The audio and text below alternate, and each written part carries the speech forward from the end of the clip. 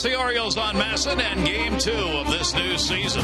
And another afternoon that has proven to be a beautiful one for baseball extends into the early evening. It's the Red Sox and the O's. Hi, everybody. I'm Gary Thorne, and welcome. The Orioles defense last year, the best of Major League Baseball, best all time as far as fewest number of errors committed. Well, it came into play in Game 1. 2-1 ball game. Don't make mistakes, and the Orioles did not. Take a look. 3 defensive plays during the game that mattered. Starting it out, Adam Jones, Gold Glove, 5th inning. This is the first out of the inning off the bat of Dustin Pedroia. Ryan Flaherty getting a chance at third base, 6th inning, 2 out. Runner on at second. He would make the bare-handed play to get the out at first. And then on a strikeout, Wieters makes the block, holds the runner, gets the out on Sizemore. Big plays in a ball game that would be decided by 1. Jim Palma, great to see the D back in Game 1. Yeah, and especially with Manny Machado on the disabled list. So you take Flaherty, we know he can play second base. He goes to third. Scope gets to go to second in his major league debut as far as opening days. And I think the most important thing is they win the one-run games. Last year, 21-30 after going 29-9. How do you beat the Red Sox, who had 10 opportunities with runners in scoring position? 0. Did not get a hit. Orioles didn't either, but they were 0 for 1. A couple of home runs for each ball clubs. But again, you made a great point. They didn't beat themselves. They made all the big plays, and that's how you win 2-1. Now they're going to try it again. We will get a look at another new Oriole on the mound when we come back to Camden Yards for Game 2 of this 14 Orioles season.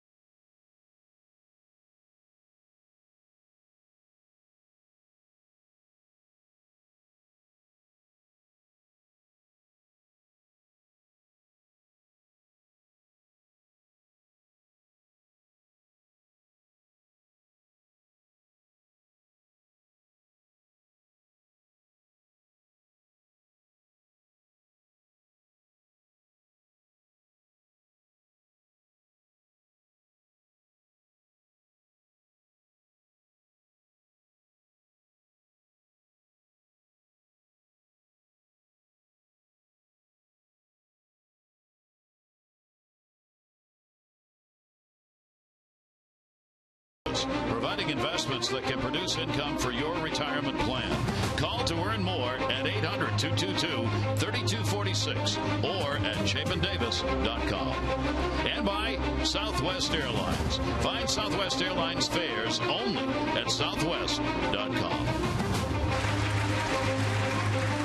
And a beautiful evening here for game number 2 of this season at Camden Yards. Orioles and Red Sox get ready to go. Take a look at our train game time temperature. It is at 61 degrees. A few wispy clouds around, but not bad. A very gentle breeze blowing out the center to start the game. Visit trainsearch.com to find your local train comfort specialist dealer. It's hard to stop a train. Really hard. Take a look at the starting lineup. It'll be Nava, Pedroia, Ortiz, Napoli, Gomes. Gomes did not play last night. Sizemore, Bogarts, Pierzynski, and Middlebrooks. Dustin Pedroia with a 2-for-5, couple of singles to open up the season. And our scouting report on the 30-year-old right-hander out of the Dominican Republic. Last year, 13-9 with the Cleveland Indians, 2-1 against the Orioles. So great expectations. Obviously, $50 million contract over 4 years, most ever to a free agent pitcher for the Orioles. And again, as the late Mike Flanagan used to always say, you know he wants to do well, but sometimes actually less is more. Try easier. So relax, just go out there and do what you did in September. Now, this is not it's a long time from May to September. 4-0 with a 1.09 ERA in the month of September. And if you ask Ubaldo what the deal was in that month, he goes, you know what? I was able to get my fastball over, percentage went up, and then when you get ahead of the hitters, it's a lot easier to use the other pitches, and he's got 4 or 5 of them. So the Orioles with great expectations for him, really looking forward to this opening one.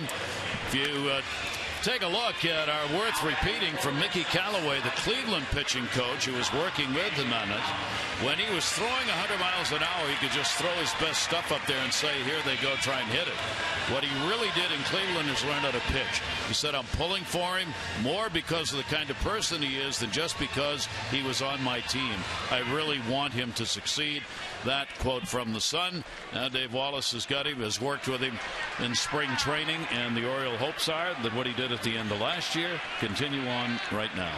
Now, does he have a history against the Red Sox? Yes, he does. His ERA on 4 starts is over 11 runs a game, so we'll forget that. Last year, inning and 2/3 inning, gave up 7 runs, a couple of hits, but it was wild. So this team tests you. We saw that with Chris Tillman. He pitched pretty well. Lester maybe even pitched better, but got the loss. They make you throw the ball over the plate. They hit on their terms. And Daniel Nava will lead it off, and he is one of those who does exactly that, switch hitting. And his delivery, and that is going to be in there for a strike, and we are underway. Well, Nava took the 0 for 5 in the opener 2 days ago. Yeah, and this is his best side. 10 of the 12 home runs last year. He does make you throw it over. Gets ahead of him on a strike coming in. But Showalter was talking about the changeup that you'll see him use because he's not an overpowering pitcher anymore. And Buck said, ideally, you want to have somewhere around the 10-mile-an-hour difference between what is your fastball and what is your changeup. Can he do that?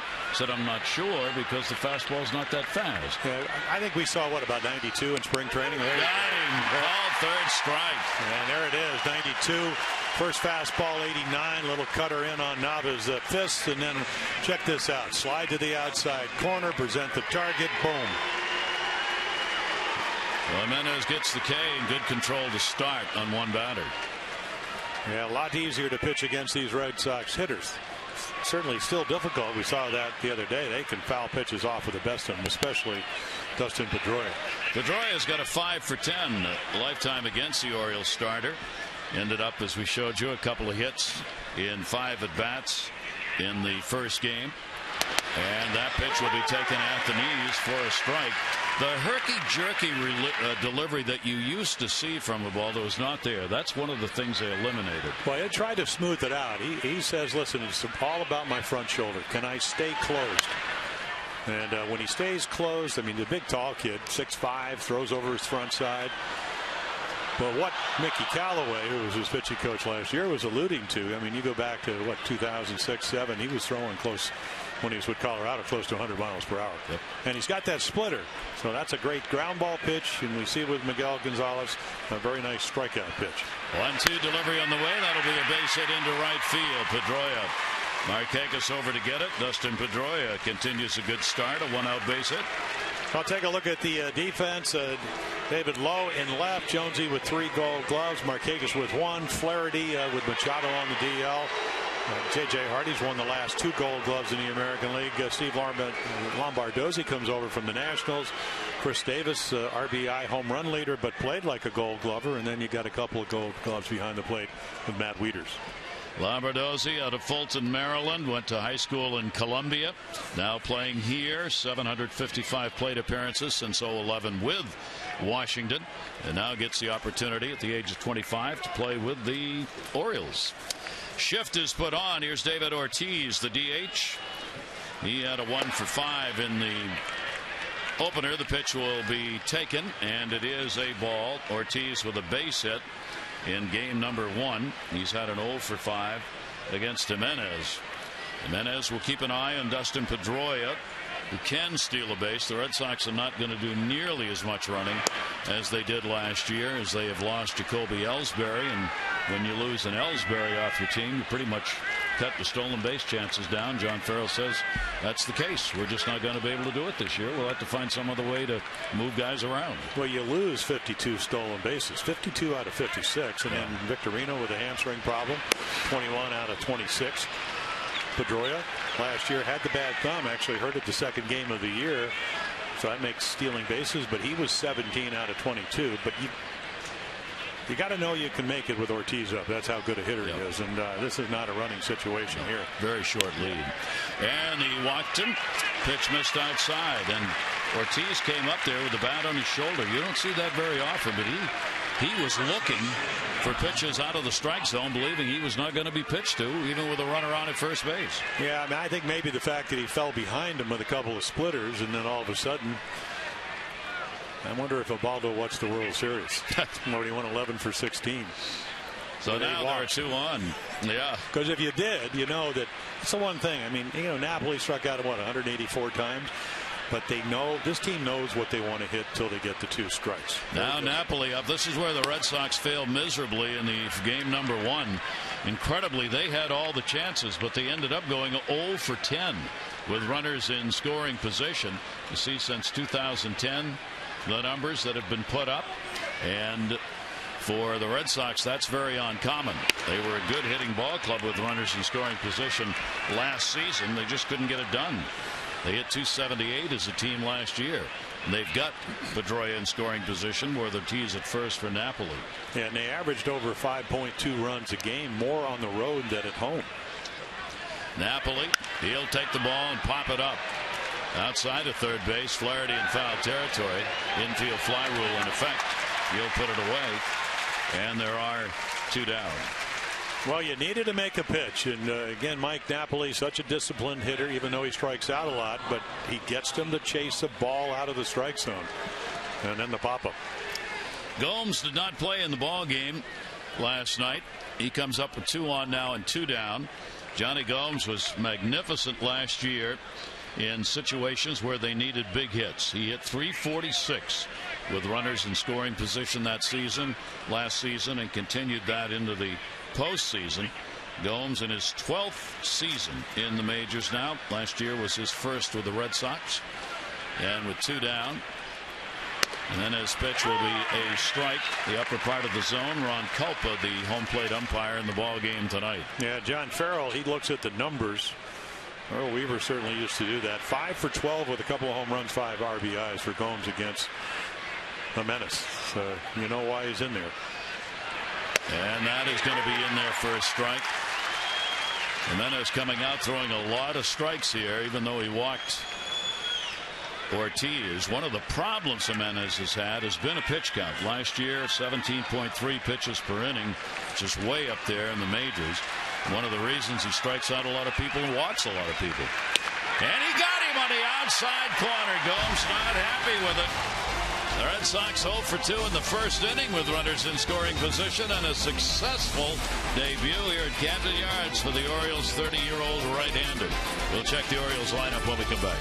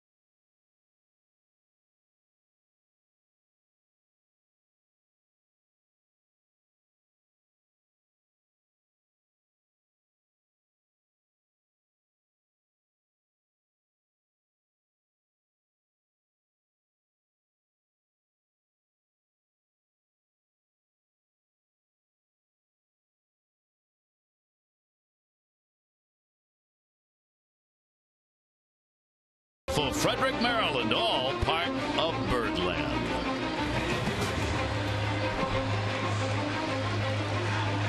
And let's take a look at the starting lineup for the Orioles, brought to you by Southwest Airlines. For the O's, Markakis leading it off. Lowe gets the start. Jones, Davis, and Cruz. Wieters, Hardy, Flaherty, and Lamberdozzi. Southwest Airlines brings the lineup to you. Fares only online at southwest.com. For John Lackey, 3-1 in the postseason over the course of the year. 10-3, low ERA, 3.34. Owns the Orioles, 2-1 last year, 13-5, same ERA, 3.34. And rough road on the road for some reason. 4-10 last year, and at home. And I don't know how you'd victor this at Fenway because it's a tough place to pitch. 6-3, ERA 2 runs less. 4.48 ERA on the road for Lackey last season. Now 35 years old. 2 veterans working in this game. Nick Markakis in the #1 spot again at an 0 for 4. Again, Middlebrooks is in. That ball's going to be blooped, and Middlebrooks being in is going to pay off for Nick Markakis. We mentioned it in the opening game. Why would you play your third baseman in against Nick Markakis, who perhaps has never bunted in his entire life? Well, it can't be the bunt, even though it looks like it is. And right here, you're right. Bogart's up the middle, so it's very hard for him to get to that ball. And again, when Lackey pitched as well as he does against the Orioles, even though, as you mentioned, tough on the road, the ERA at almost 4.5 runs a game. You want to have a big inning. That's how you get to veteran pitchers, because I don't care who you are. This is your first start, different mound. Lowe's going to bunt, popped it up, and it'll be handled. Charging in was Napoli, but the bunt was put so far up in the air he had time to go back on it, put it away. So Lowe's attempt at the sacrifice not successful. Well, and again, I mean, if it's a sacrifice, I got to think it's a bunt for a base hit, because normally when you have a #2 hitter hitting left-handed with a runner on, you want him to hit the ball. You don't want to give him an out. Why? You only get 27 of them. That's not one of my favorite plays. Buck rarely uses that in any situation, so perhaps he was just on his own bunting for a hit right there. Yeah, I would imagine that's the case. And here's Adam Jones with a 2 for 3 in the opener. Markakis at first will be held here with 1 down. Against Lackey, a .238 average. He does have 3 home runs against him. Lackey will get that slider down and away. Bear in mind, Lackey was watching that first inning with Jimenez pitching, and Lackey knows that strike zone may have some size to it.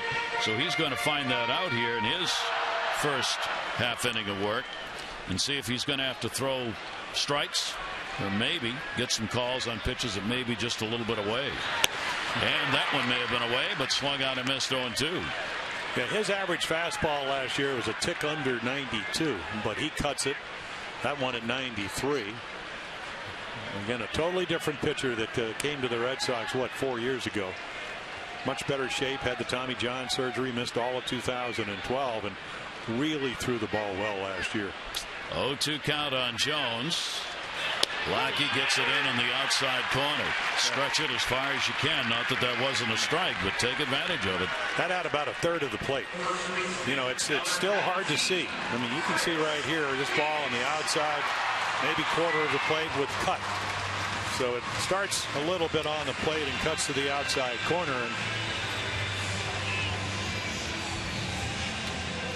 2 down, runner at first. So there's your defense. Gomes, better known for the bat. Sizemore, Nava, that's the outfield. Middlebrooks, Bogarts playing shortstop instead of Stephen Drew, who played last year. Pedroia up 3 Gold Gloves. Napoli over at first, had a terrific year defensively last year. A.J. Przinsky doing the catching. Chris Davis has had great luck against Lackey. A .367 career batting average with 2 home runs off the Red Sox right-hander. The big shift employed, and he breaks the bat and drives the ball to right field. Shattered the bat in doing it. Nava puts it away. No runs, 1 hit, no errors, 1 left on. So both pitchers get off to a decent start here. Scoreless after 1.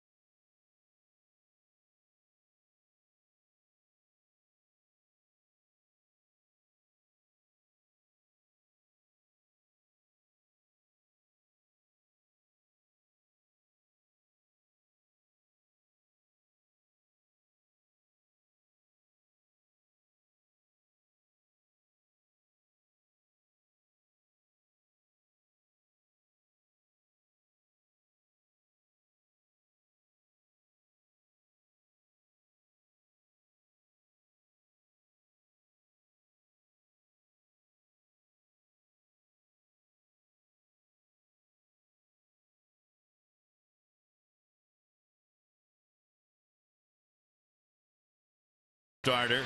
You take a look at that number, the largest decrease in ERA from 12 to 13. Yeah, Ben, when you talked to Ubaldo, he said Mickey Callaway had a lot to do with it. He calmed him down. He was very consistent last year. 3 runs or less, 27 out of 32 starts. So obviously when your ERA, and we talked about September, almost under a run a game. He struggled maybe early in the year, so he must have had a couple of bad outings, and that's what you talked about, command issues or whatever. But if you talk to Clay Buchholz, who will pitch over the weekend for the Red Sox, he said, I don't throw as hard as I do, but I learned to pitch. And I think Ubaldo's done the same. And there's that off-speed delivery that we'll see a lot of. That's an 81-mile-an-hour off-speed pitch to Sizemore. Sizemore with a big comeback, and indeed it was, coming up with the 2 for 4 in the opener, picking up the home run, his first in 922 days. Tried for another one right there, low though, perfectly positioned under it. Sizemore's retired, one away. Well, the excitement of opening week continues tomorrow night. Orioles-Red Sox wrap up this 3-game series. Good seats available. 7:05 game. Show you Birdland pride. Kick off the 60th anniversary season with the Birds tomorrow night. You can look at Orioles.com for ticks or go to 888-848-BIRD. Here's Bogaerts coming up, the young shortstop. Take a look at the young managers. I'll say that for Buck's sake right there. Xander Bogaerts at the plate. Bogaerts from Aruba, Major League Baseball. 223 players on the opening day active rosters who were born outside the United States. Decreased about a couple of percentage points actually from last year. Foul bag. There's 16 countries and territories represented. Dominican Republic leads the list. Players born outside the U.S. 82 players there. Venezuela's got 59. Cuba now has set a new high with 19 players from Cuba on the opening day rosters. 0-2 delivery on the way out of reach for that. Bogaerts will foul it off, keep it at 2 strikes. Yeah, I was watching the White Sox Twins game on the monitor in the back. White Sox winning on a wild pitch, or maybe a pass ball, but I was looking at Jose Abreu, who they gave a bunch of money to. That is one big young man. Yes. I expect him to hit, well, hopefully 30 home runs or so. He hits like he looks. That's going to be a base hit. So Bogaerts is on. He had a 1 for 3 in the opener. He'll get a 1-out single. That'll be the second hit of the ball game for the Red Sox. Well, Gary, you get an idea of what this team is about because both of the hits have both been with 2 strikes. So they have to be quality strikes throughout the at-bat. They cut down their swing. Greg Colburn came on as a hitting instructor last year and did a nice job. Got some really veterans, obviously, like Brzezinski now in the lineup. So these guys use the whole field. They cut down their swing, and they're just tough outs. A.J. Brzezinski with a 1 for 4 in the opener. Runner on and 1 down. He'll put the ball in the air. Center field. Jones. Nope. Going to give it up. Lowe will get back there and put it away. Brzezinski's retired. Yeah, totally different wind conditions. A blustery, really bright day, opening day on Monday at 3:05, and the wind was swirling. Matt Wieters, the Oriole catcher, said, "Wow, it was blowing in my face at home plate." He said during batting practice it was blowing out. He said I couldn't really tell. And balls hit off the bat. Pedroia's ball that Jones made a nice play. Might have been a home run. Same with Ortiz. He said Grady Sizemore broke his bat and hit the home run for the Red Sox. And they thought it wasn't going to go out. Nobody did. It just kept on going to right field of all places. So now Middlebrook's up. Middlebrook's 0 for 3 in the opener. 3 for 6 lifetime. Jimenez throw over to get the runner back. That is Bogaerts. While Bogaerts is a good base runner, he is not particularly going to be looked to steal bases. Well, he's only 21. 17 successful in the minor leagues. In the big leagues, 16 caught. And a strike taken. And then as far as base runners are concerned, caught stealing 6 out of 22. So he's given up some stolen bases last year. Nothing like Lackey, though, on the other side. Lackey, teams just run against him if they can get on. He only had 7 out of 43 caught while he was pitching. And another strike thrown, and the count goes to 0-2. And then as bearing in here on Middlebrooks, the number 9 hitter, not wanting to turn this over to Nava at the top. See down and Bogart's extending the lead a little bit at first base. Not going. The 0-2, and he got him. That strike zone's got some width and some height to it. Middlebrooks having a word with the home plate umpire, Ron Kalpa. But that's the way it's going to be, and the hitters and pitchers will make adjustments to go with it. No score.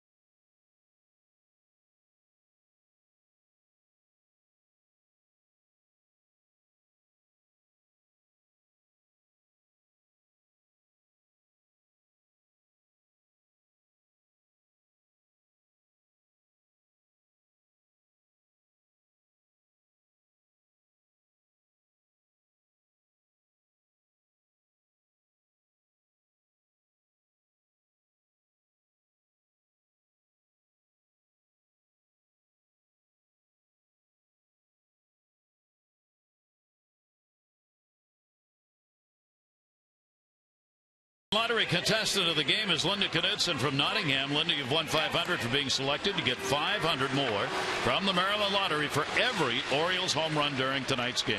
Play the Orioles scratch-off from the Maryland Lottery today for your chance to be selected as the contestant of the game. You could win a trip to see the O's play the Cubs at Wrigley Field or a trip to the 14 MLB World Series. Learn more, mdlottery.com/Orioles. And Linda, if you pronounce your name Knudsen, good. That pitch is going to be popped up first base side near the dugout. No help over there, and it'll be off the top and out of play. So we already got the cruise going. Look at these RBIs since 2010. Well, Miguel Cabrera, Triple Crown winner. Konerko with the White Sox right behind him, and then Nelly Cruz, and then Ben Zobrist. Jack of all trade, and then the Cano guy now out on the West Coast with the Mariners. Started out where he left off in New York. Brought to you by Southwest Airlines. A look at the RBIs. Foul back by Cruz. He's DHing in this ball game 2 nights ago. Welcome to Baltimore. The fans certainly did, as he delivered the long ball. It would be a difference in the ball game. Picking up the home run, he scored both runs as he came across the plate after drawing a walk in the other one. That one put in the air. It'll stay in center and put away by Sizemore. Cruz retired.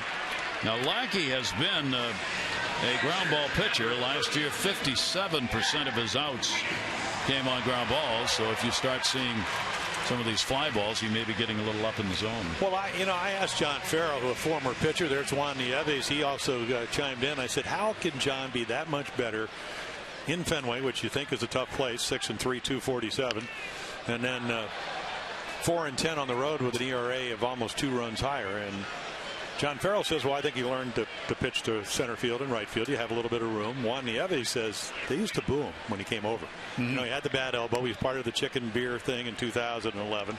ERA of over 6 runs a game. Had the Tommy John. Came back, pitched much better than his record. He said last year he threw 38 straight fastballs to start a game. 3 innings, 38 heaters. So he trusts his stuff. And his arm's better, and he's in better shape.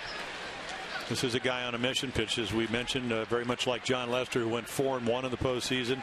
He pitched the game 6 when they beat the Cardinals. He's got a big deal with the Orioles, and the Orioles really want to get to him here because, as Jim noted earlier, he's been a nemesis for them with that 13-5 mark. And Mike Showalter, looking at these starters here in the first series, you're facing the top of the rotation. You really want to make a statement early in the season against guys like Lackey, as the Orioles tried to do last night, the other 2 nights ago against Leicester. 3-2 count here on Matt Wieters. Matt opened up with a 1-for-3 in the opener, and Lackey going to the back of the mound to take a little time here. Not real happy with the last call.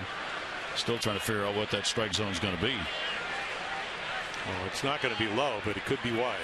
3-2 delivery, and Wieters will go through it on that one as he pulled the string on him to get the strikeout. Yeah, he doesn't throw a lot of curveballs, mostly cutters, fastballs, a lot of sliders, but this is about as good a curveball, maybe a slider, kind of in between, but perfectly executed right underneath of the bat head. He'll get the K. Last year struck out 161 in 189 innings. And the pitch taken for a strike by J.J. Hardy. Now Hardy moved down in the order. One of the reasons he's 3 for 18 lifetime off Lackey. That'll go up the middle through the wickets. Knocked down Pedroia, makes the throw and got him.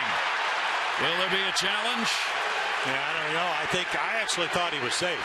But again, it's not whether he's safe or not. It's whether you think you want to challenge at this particular point.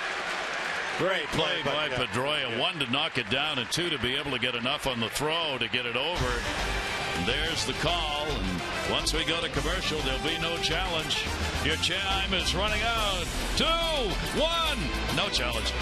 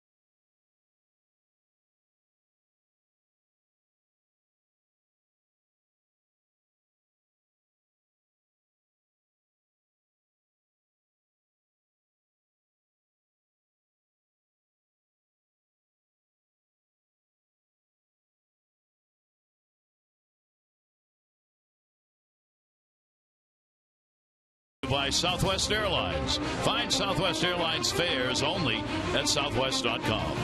By AT&T, rethink possible. And by Ocean City, Maryland. Put your vacation days to good use in Ocean City, Maryland. Book now at ococean.com. Gary Tharcher Palmer with you for Game 2. No score as we go to the third inning. Top of the order, Nava, Pedroia, and Ortiz for the Red Sox. And the delivery by Jimenez, taken for a ball down low. Nava strikeout victim, his first time up. Little 82-mile-an-hour pitch right there. Outfield moves in a couple of steps on Nava. In center in particular with Jones. Pitch taken up high, 2-0. So a lot of times when you get to this count with a guy that's got a little bit of pop, you might take a step back. Count has a lot to do with the way you could play the outfield. 2-0 delivery, and he'll foul that one back. The pitch count, as we mentioned, with Jimenez last year going up because he struck out 194. He was among the top 10 in Ks, and then he had 80 walks, which was the third highest. So just putting those two things together, you got a lot of pitches that end up being thrown in a ball game. Here's the 2-1 delivered, and that'll miss up high. Yeah, he's about 2 more an inning than Lackey. John Lackey, very economical at 15.1. So, and they give you about 100, 110 if you're pitching well. Less if you're struggling. 3-1 delivery to Nava. He'll take the ball in the air, third base side. Well, 2 different kinds of fastballs, Gary, and right there, maybe a little two-seamer. Give him a little look. Hitters count at 3-1, and Boy, those critical pitches, the difference of 3 and 2, leadoff batter Pedroia, ulnar collateral ligament problem in his left thumb, had the operation, swinging like the MVP he was back in 2007. Jimenez, who also is a pronounced ground ball pitcher, hasn't had one here early in the game. 57% of his outs last year came on ground balls. So far in this one, strikeouts, pop-ups, and fly balls. Dustin Pedroia got the base hit, was stranded in the first inning. He's going to get another one. No, Pedroia, talk about picking up where you left off. Pedroia is 2 for 2, and that's 4 hits now and 7 at bats to start the year. Text Masson's word of the day, Outback, to 29292 for your chance to win a meet and greet with Buck Showalter, presented by Outback Steakhouse. Outback Steakhouse, no rules, just right. One down, and David Ortiz will stand in. Ortiz, the DH, drew a walk his first time up. I mentioned how he struggled against the Orioles last season with a very low batting average, 220 against the O's.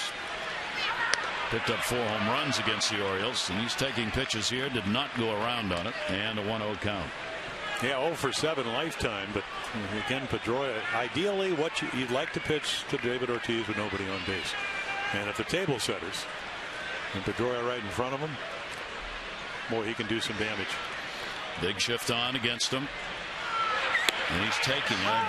These 2 at-bats have been very unusual for David Ortiz. Rarely does he come up willing to take a pitch, but both of these at-bats, he's kind of had the bat on his shoulder on some pitches. But I think he was looking for probably something else, and he threw him a great breaking ball. First time up, 4 balls out of the zone. 1 ball, 1 strike delivery to him, not this time. Way back, right field, and goodbye, home run. Off the back fence. Ortiz delivers his 19th career home run here at Camden Yards. And the Red Sox take a 2-0 lead.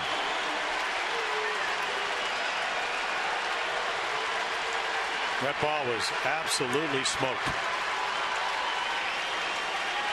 Now you can see why he's been so careful. 91, runs back over the plate. I mean, it's inside corner, but again, the velocity. You can see it right there. 2-seam fastball. You can see the spin on it. Terrific swing. That's textbook. Short and to the ball. Almost made it. Out on the one hop land to the warehouse. And the pitch taken up high. Last season, 16 home runs were surrendered by Jimenez. And he gave up 12 of those to left-handers. Ortiz gets one here and a 2-0 lead. Here's Napoli. Napoli will take the pitch for a strike. He popped out his first time up. Well, the Red Sox used the long ball here. Maybe Ortiz promised the president he'd hit a home run for the pitcher he got. And the pitch is taken inside. And a 2-ball, 1 strike count. The selfie. Red Sox, of course, went to the White House yesterday to visit as world champions, and Ortiz got the selfie photo. 2-ball, 1 strike count on Napoli, and asked for a timeout and got it. He waited to make sure. Yeah, he presented President Obama with jersey number 44 and then posed for the selfie. And the pitch is taken inside for a ball. Only he would do that. And it goes to 3-1.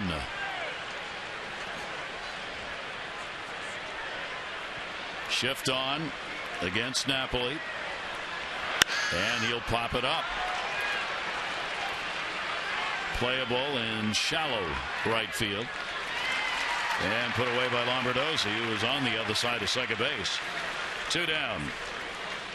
It's not too late to upgrade your summer with an Orioles partial season plan. Enjoy exclusive orange carpet benefits, including savings over the cost of single game seats, a lot of insider access, VIP extras, and more.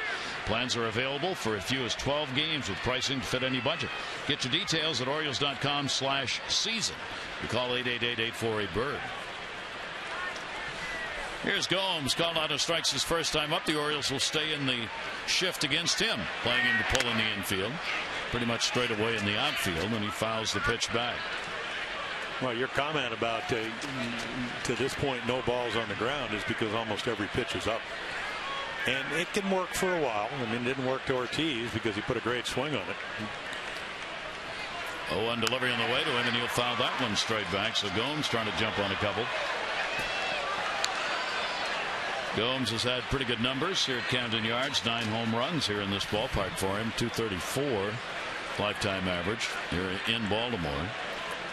See Buck Showalter working in that little notebook. That ball fouled back. He always has that with him every game. He's been asked before, what are you writing down in there? He won't tell. Could be published someday, be worth millions and millions. Why do you want to give that up early? He keeps his little notes of things to say to players or do tomorrow. The 0-2 delivery on the way, and a great pitch as he came down and in and got him. So Gomes a strikeout victim, but Ortiz delivers the home run with Pedroia ahead of him, and the Red Sox have a 2-0 lead.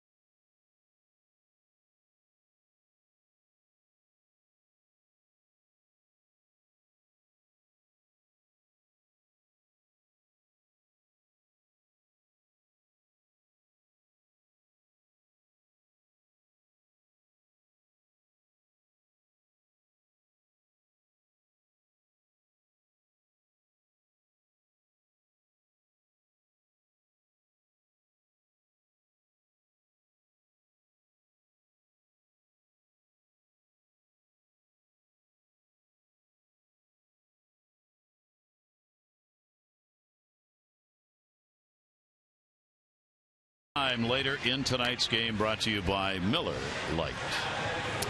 Jimenez talking with Dave Wallace, the pitching coach, showing how the pitch he wanted to stay inside ended up coming back out over the plate. Yeah, the two-seamer that you throw to a lefty, you like to start it off the plate and catch the inside corner, not start it on the inside corner and catch the inside middle. And you know, that works with a lot of guys, but Ortiz is not your normal guy. That's what, 432 home runs now? Yep. If there's ever going to be a DH that's headed to the Hall of Fame in Cooperstown, it is David Ortiz, the clutch type of hitter he's been able to be. Here is Flaherty, and he will take the pitch for a strike. Middlebrooks moves in against him at third base as well. And Flaherty had an 0 for 3 in the opener, which is what he has for a number against Lackey lifetime. And that one's popped up. Middlebrooks already there into foul territory, and he's got it. Yeah, another little cut fastball. You think it's going to run, but it cuts in on your fists, and you really don't get your hands extended. That's what most hitters like to do. Ryan Flaherty right in that group. I'll get a look at Lombardozzi as one of the new members of the Orioles this season. Will be welcomed by the crowd. Steve Lombardozzi. His dad played 6 seasons in the majors, Minnesota, Houston, and is now a baseball coach at Good Counsel High School in Olney, Maryland. So Steve here in Baltimore, coming down the Parkway from Washington. And he'll get some playing time in at second base. Buck Showalter saying before the game today, in this first series even, he wants to get everybody in the lineup. He said, I've already penciled in some names like Steve Pearce, who haven't had a chance to play yet. I want everybody in here early. 1-1 delivery on the way, slashed back 1-2.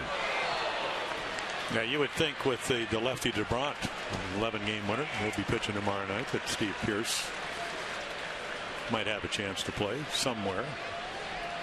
See what Buck will do with that tomorrow. Lombardozzi, the 1-2 delivery on the way, and reached late, protecting that time, and fouls it back. Yeah, I got to imagine if you're hitting against John Lackey, the way hitters are late on his fastball at 6'6", there's a lot of deception. So 92, a lot of late life, ball jumping on you. 1-2 delivery to him, and he came back in and jammed him. Lombardozzi able to foul it off. Lombardozzi, a .264 average since 2011 with Washington. He's a career .298 hitter in 4 minor league seasons. And obviously a late acquisition by the Orioles in spring training. 1-2 delivery on the way to him, and he will get out ahead of that one and foul it off. No, there's your information pitch for John Lackey. Tries to cut it in on his fist, and he's all over it. But again, the position of the ball on the plate, if it's off the plate in, you can't hit that ball fair. And that's why Steve pulled it foul. Again, the 1-2 delivery on the way, and that'll be pop foul the other way. Middlebrooks will not have a play. It stays at 1-2 with one down here in the 3rd inning. No, there are some balls in the middle of the plate, up and away. A strike throwing machine to this point for John Lackey. 8th pitch of the at bat will be coming up to Lombardozzi with Markakis on deck. 1-2 delivery to him, and again fights it off. Doing a little pitch count aggravation for Lackey of his own here for Lombardozzi. In this 9 spot, making Lackey work, and he works quickly. 1-2 delivery on the way. Lombardozzi did not get a good cut. He'll be tagged out. And the strikeout for the 2nd out here in the 3rd inning.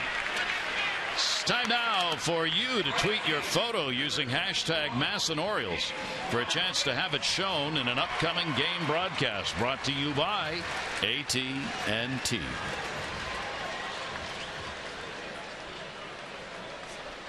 Strikeout will be the 3rd of the ball game for Lackey.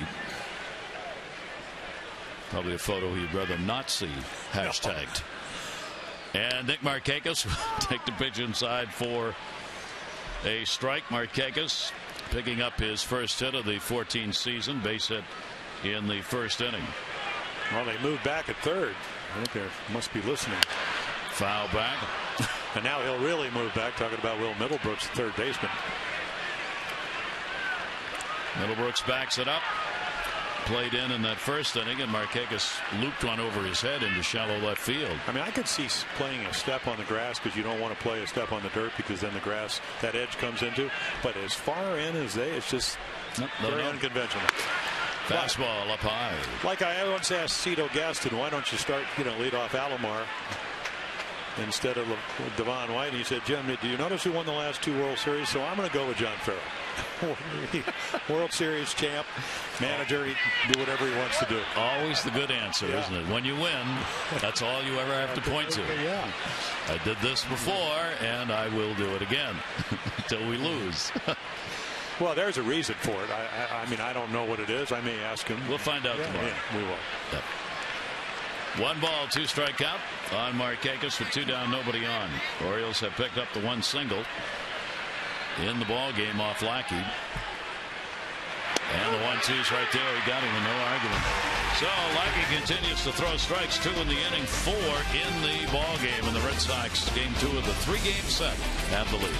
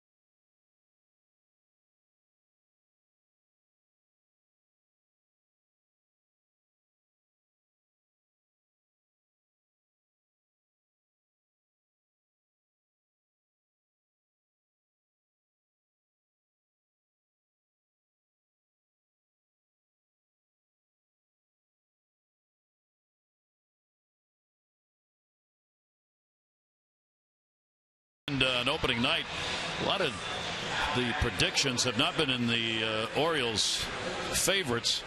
New York Times, however, said, hey, it's baseball, so anything can happen, but do not be surprised if the Baltimore Orioles turn out to be the best team in the league. In an era of declining offense, their overpowering lineup is a difference maker. One of the few prognosticators that have given the Orioles the top position. Yeah, most people have picked him third, fourth. I thought Chris Davis said it best. He said, we'll let our play do our talking. Exactly. Because that's the only, you don't win it in the New York Times or on paper or anybody that's ever played the game, or even fans, broadcasters. It's about going down there and playing 162. I think the Orioles will be a good team. Whether they win or not is up to them. That's the way it is. Sizemore will take the pitch up high. Sizemore, Bogaerts, and Pierzynski due up. We're in the fourth inning.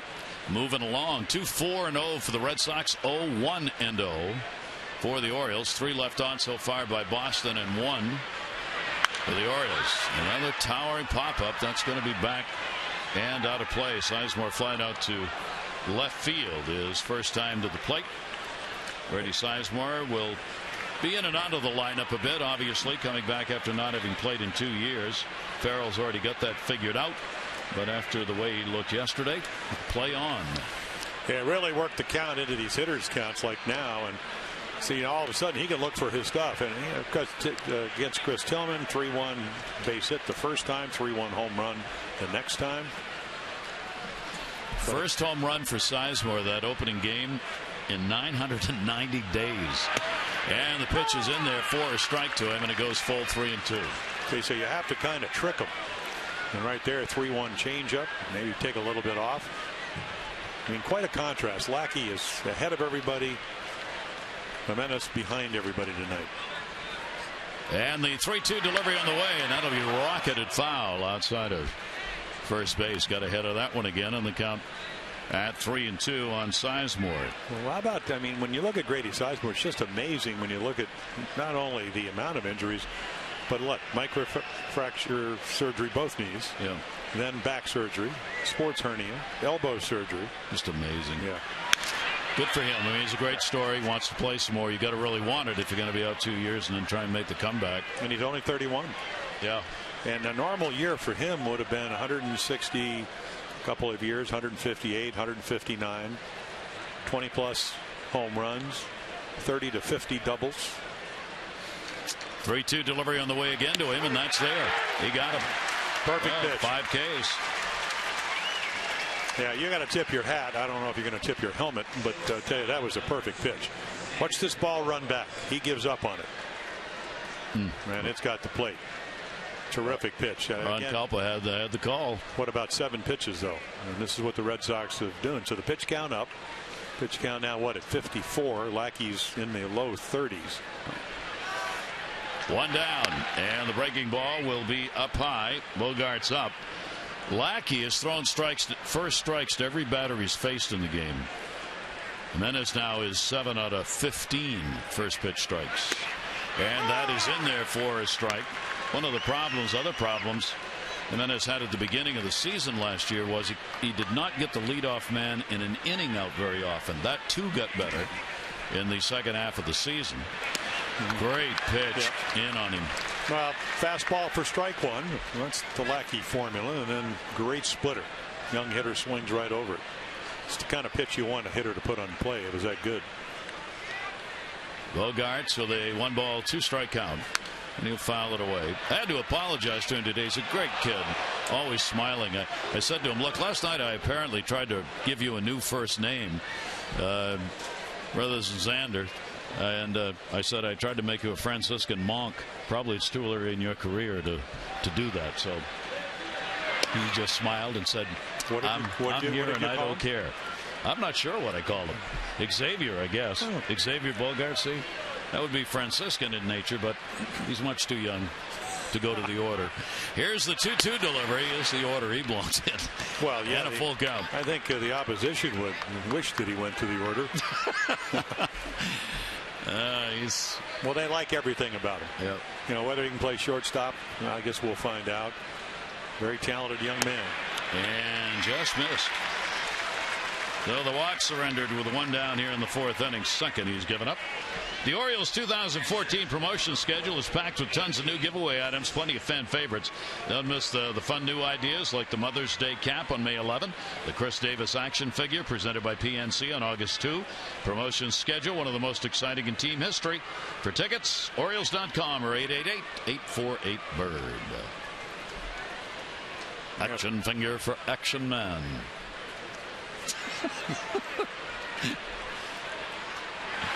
And the pitch taken inside for a ball. Pierzynski flied out his first time up. Well, a lot of bat control from A.J. and you're just kind of wondering if you get one of those hit and run counts later on, 2-0, 2-1, where Jimenez has to throw it over. Do you start the runner? As you mentioned, they're not going to run straight steals with Victorino and Ellsbury wearing the pinstripes up in New York. Actually, he's wearing the grays because they're down in Houston. Yes. But, and we'll foul it back. 1-1 to Pierzynski. Fly it out to left field. Middlebrooks on deck here in the 4th inning. Now you'd love to be able to get him to roll over on some kind of splitter, hit a ground ball, one of your infielders, and get two outs on one pitch. Get in the dugout. Let your batters come up. 1 ball, 1 strike. Runner not going. Mercy. Did he have him out in front of that one? A one-handed swing and a 1-2 count. Did not have a chance on the off-speed delivery.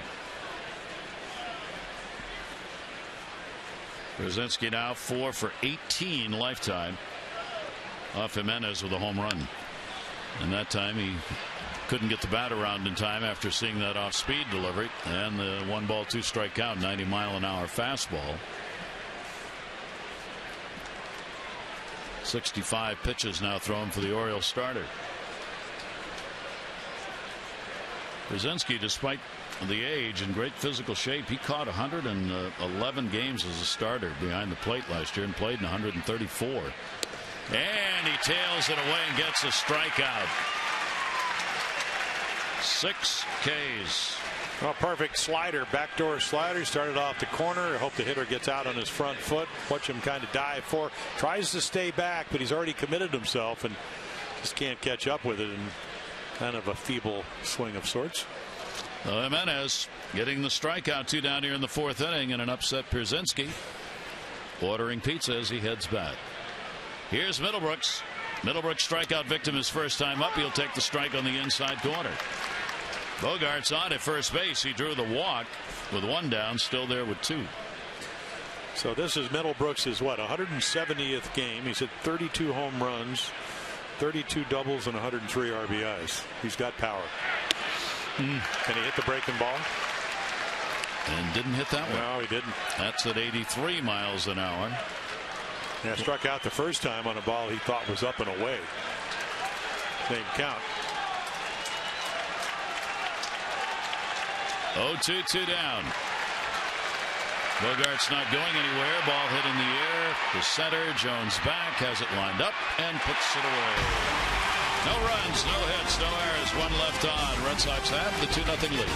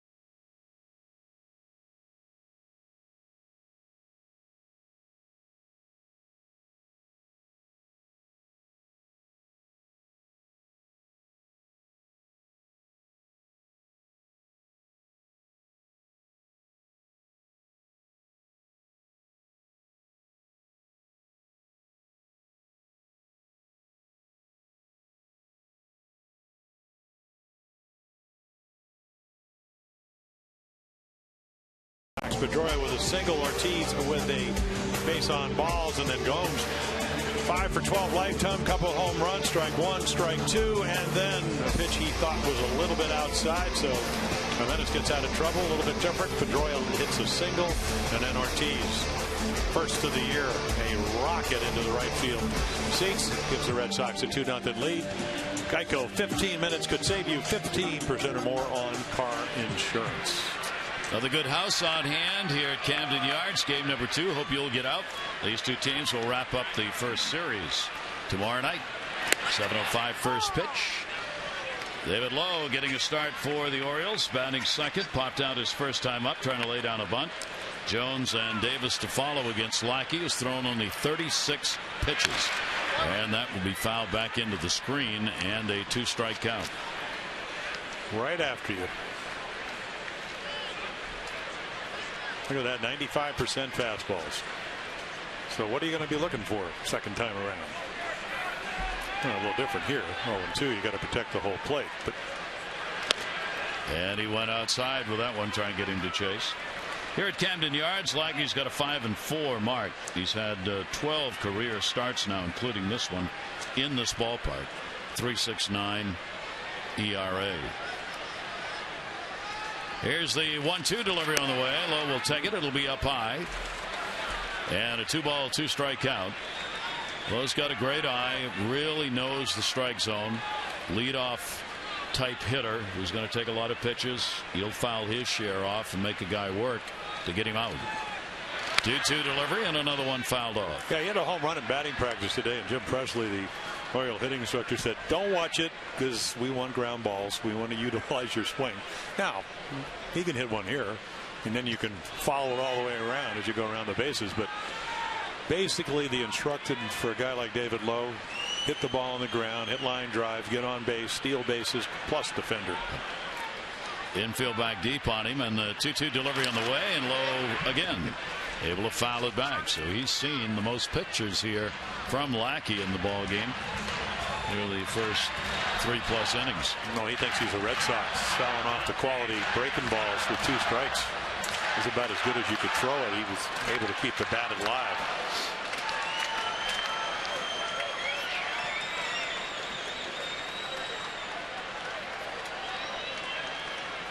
Two-ball, 2-strike delivery on the way. And Lowe puts it up in the air. Left field.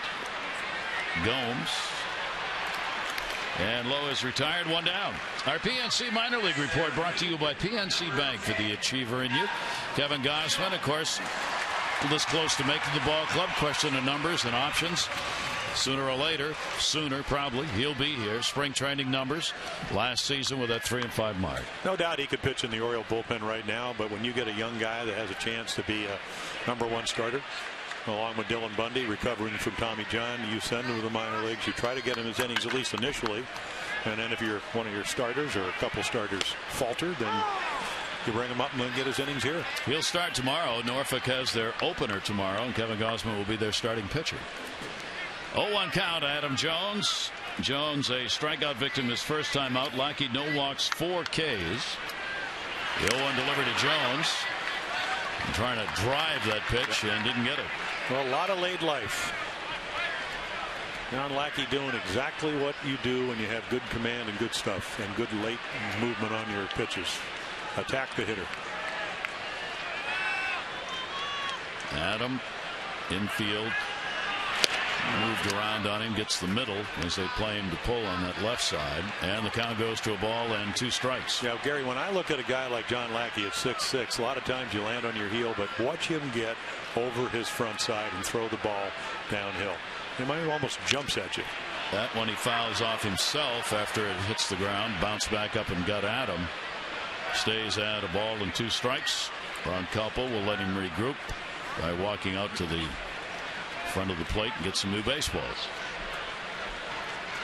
Take a look, Jim, at where this is where they worked him right now. You see that swinging strike orange called strike to white, the green the ball. And then so you can see, I mean, this is why Lackey's given up 1 hit, a broken bat hit to Nick Markakis. He's aggressive, he's got good stuff tonight, and he's on the corners. And a 1-2 count. And that one's going to be put up in the air.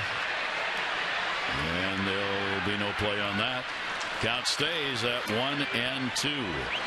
Well, Jones, like Lowe, trying to make him work a little bit here in the fourth inning. I can't think of too many hitters that hit better when the pitcher is ahead of them. I mean, there are guys that have, that are really good two-strike hitters. Adams had one of the better averages last year. But most guys want to get into those hitters count, and Lackey's not letting them do that tonight. Secret of his success, that's what it's always been, is to keep that count in his favor and then get you to chase. We've seen it repeatedly in this game. 1-2, and there's another one right there. So each pitcher now picking up some strikeouts. Lackey's got 5, 2 down. And look at the quality of this breaking ball. I mean, this is about as good a slider as you can throw. And again, it's probably a pitch. If it's 2-1, 3-1, you're looking fastball, you take it. But because it's 1-2, 1 ball, 2 strikes, the slider almost ended up in Towson.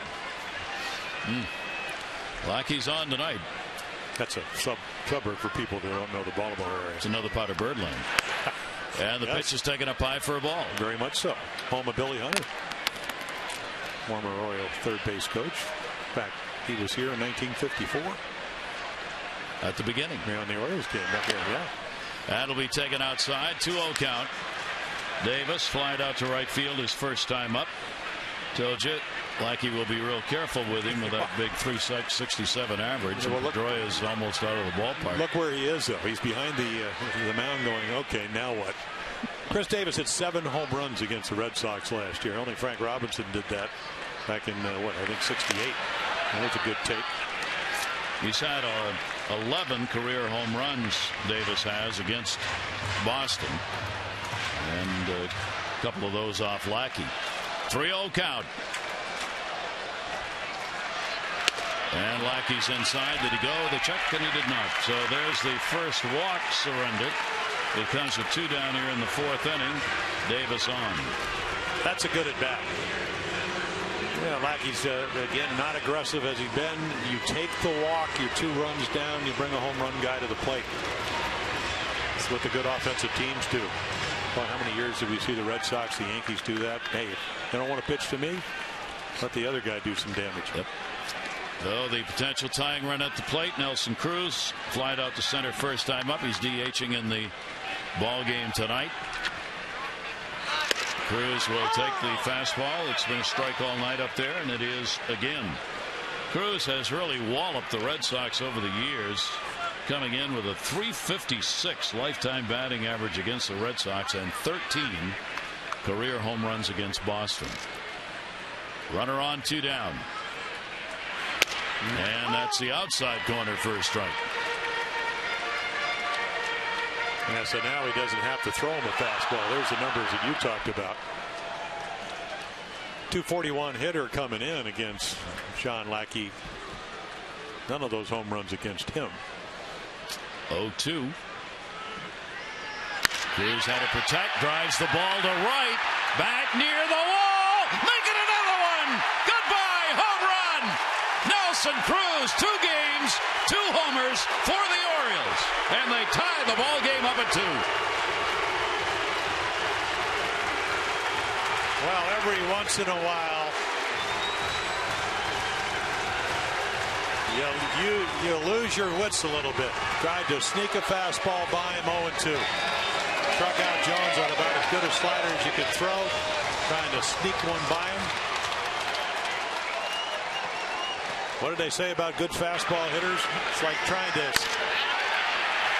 sneak down by a rooster. And that ball sails out of here.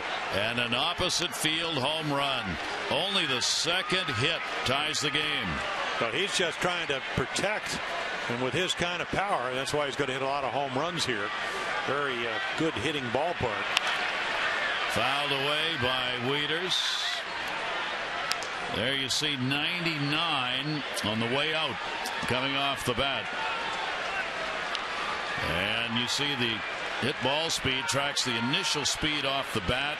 High 80s, 33% on, 90s, 60% on. You get to 100, you're on a lot. Fouled away. So the harder you hit it, the more likely you're going to get on. The numbers, what all baseball fans probably would have thought, prove that. doubles and triples, usually 90+ home runs, usually 100+. Yeah, I learned that watching Dave McNally pitch when I was on the DL and watching Belanger and Brooks and Aparicio, all the great defenders, close the holes. Because he didn't let him hit the ball hard. You let him hit it hard, it's harder to make those plays, especially there. But how about the Chris Davis walk? Yeah. Yeah, I mean, that sets up the whole inning. Nobody's hitting Lackey. He checks his swing on a 3-0 pitch. He walks him, his first walk, and then Nelson Cruz does exactly why they got him. The Lester last night gave up only one walk, and that was to Cruz in the second inning, ended up scoring. The Orioles have had one walk tonight. Davis, he ends up scoring. And our Maryland Lottery home run contestant, Linda Knudsen, has got another $500. Thank you, Mr. Cruz. Congratulations, Linda. 1-2 count on Wieters. Wieters struck out his first time up. Lackey's delivery to him is fouled off as he came back inside on him. Well, we were down at the cage, and I asked Nelson, what'd you do on the off day? He said, well, I found a new house. My house broke. I said, what do you mean your house broke? He said, well, I'm about 5 miles from here. I got a house, and the water didn't work, the lights didn't work, so I got a new house. See, players have a different attitude towards those things. Now, we might have to call a plumber or a carpenter. Yeah. He just goes, oh, your house broke, I buy a new house. Well, he didn't buy it. He just, I'm sure he's renting. He's on a 1-year deal. That's right, 1-year deal. At least for the moment. They may try to renegotiate that tomorrow. Cruz, by the way, now has hit 5 home runs in his last 8 games if you go back to last year. So he finished up hitting the long ball, and he's doing it again here for the Orioles in the first 2 games of this season. My house broke. How's the house broke? He said nothing worked. You're going to remember that. Yeah. Next time I'm asked to fix something around the house, that's going to be the answer. I just can't do it. House broke. Here's the 2-2 delivery on the way, and Wieters, he's fighting off some tough pitches here from Lackey. The last 2, just able to get a bat on it and pull it foul, stays at 2-2. And then, of course, Buck Showalter, the Orioles skipper, walks up and he said, I said, what's going on? I said, his house broke. He said, well, I had a smart house down in spring training, and he said, my iPad didn't work. I couldn't turn the lights on. So a lot of things going on. And that one is going to be foul back. Yeah, just staying in on his fists. Breaking balls on the dirt, trying to see if Matt can hit the ball on the inside part of the plate. He's still thinking about that 0-2 pitch. And because I've been out there, you think it's the right pitch, and then you have to get a new baseball because the game is tied. Yep. 2 balls, 2 strikes, and 2 down. And Wieters reaches center field. Sizemore has got to play it on a hop. He was moved over the other way, and Wieters 3 in a row on now. A walk, a home run, and a single for the Orioles. And I think Juan Nieves, you'll look at, and John Lackey, a very emotional guy, you kind of look at, are the emotions on your sleeves or not? And so he's not happy. I mean, he just did not make a good pitch to Nelson Cruz. You got to give Nelly a lot of credit because he hit it. But again, the way he's been pitching, it wasn't what he expected or wanted to do. You can see again, very aggressive. 92% of his pitches tonight fastballs. And the Orioles, looks like they're getting in a little bit more of a rhythm. Yeah. He gave up. Lackey did 26 home runs last year, 16 of those hit by right-handers. Giving up 1 here in the inning to Cruz. Now J.J. Hardy grounded out his first time up, and an outstanding play made by Pedroia. Pitch will be taken down low, and this inning, the pitch count starting to rise now, as you see, up to the 66 in the ball game. And in this ballpark, you're one pitch to J.J. Hardy. 77 home runs the last 3 years, more than any shortstop in the big leagues. Pull hitter, inside half hitter, home run power, loves to hit a Camden Yards. And the slider will miss outside. This game continues to look like the last meetings these teams have been very close. Orioles winning 6 out of the last 8. 5 of those have been 1-run ball games, all won by the Orioles. And he lays off that slider. Lackey wants to go to first. The answer is no, he didn't go around from Ed Hickox. And a 3-0 count. First one 3-0 that Lackey's had in the ball game. And don't think he doesn't have the green light here. If I was out there on the mound, I would think that he has a green light. You lay one in the middle of the plate, you'd be surprised if he helicopters. Hardy takes it. It will be a strike in the outside corner. And he drops off a breaking ball. Yeah. Very, very good and smart pitch. He thought he was going to have the green light too. 3 ball, 1 strike count with 2 down. The Orioles have tied it up, and the Cruz home run. Hardy puts it in the air to center field. Sizemore's got that one lined up, and he will put it away to retire the side. The Orioles with Nelson Cruz has a DH in this game, delivering his 2nd home run of this young season. This ball game's tied at 2.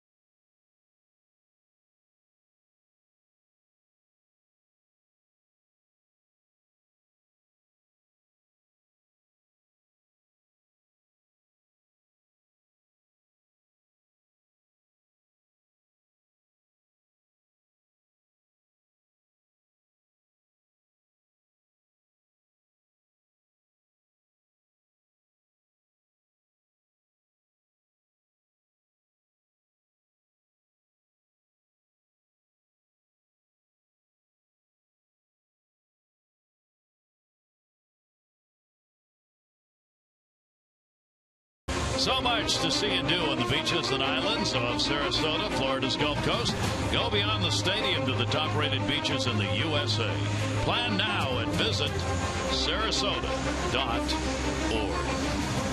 Already summer-like weather in Sarasota. A great time to go to the beach.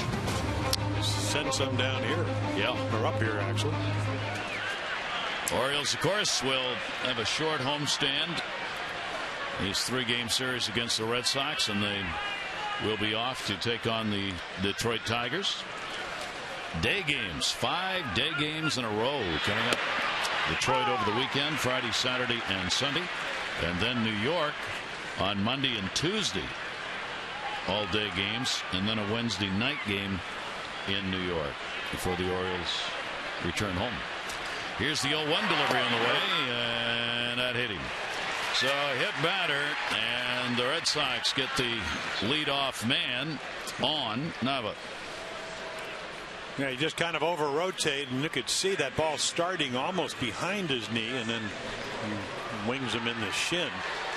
So the last thing after your team gives you 2 runs, you hit the leadoff guy, and then you get a guy really swinging the bat well. And we only seen him 2 games, but I don't know if it can get any better than the way Pedroia's attacked the baseball. He's had 4 hits now and 7 at bats, 2 singles in the game, a run scored. Ortiz the home run in the 3rd inning with Pedroia on. Cruz the home run in the 4th inning with Davis on. Well, he's such a good high ball hitter. And when Tillman tried to pitch him, Chris trying to get the ball down, he kept fouling those balls off. And then the ability, if you pitch him in and you get behind him, he's a home run guy when he's healthy. Home runs down last year because of the ligament problem in that left thumb, which was repaired. But when you pitch him out over the plate, he'll just shoot it into right field. And sometimes he can even hit doubles up the gap.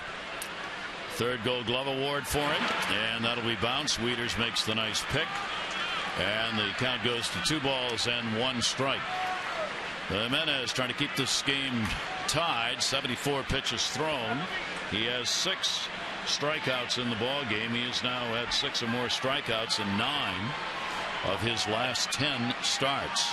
And he has Ortiz waiting on deck. 2-1.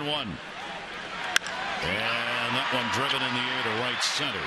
Adam Jones, runner halfway. 1 out.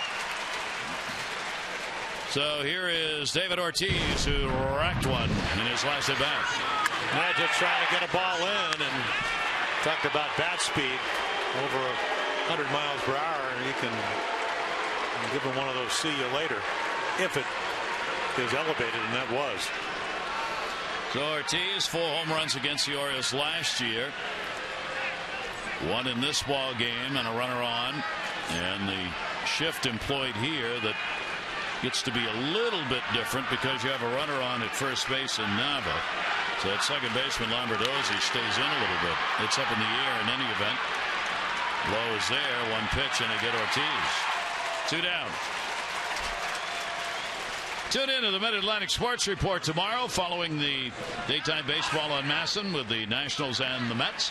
Tom Davis, Mel Anton, and Phil Wood, Jim Duquette, they'll be of the MLB Network Radio, will provide the final game of the O's and Red Sox. Plus the guys discuss the importance of a leadoff hitter. Look at the potential big year from Nick Markakis. That's tomorrow afternoon following the Nats and Mets, somewhere around 4:30. Orioles playing tomorrow night against the Red Sox, 7 o'clock. 2 down. Nava's still on. Here's Napoli, who popped out twice. And Mike Napoli will take it for a strike. He's not been happy, I don't think, with any call so far in his at-bats. Well, that ball right around the knee is one of the few ones borderline good pitch, I thought. Ubaldo probably even thought it was better than I did. Yes. Because he got ahead. That's on the outside corner for a strike. Menez goes ahead 0-2 with 2 down. Well, Napoli just loves to get his arms extended, loves to get the ball in the strike zone. And of course, Lackey couldn't do it to Cruz when he got 0-2, but a chance to maybe make a quality breaking ball.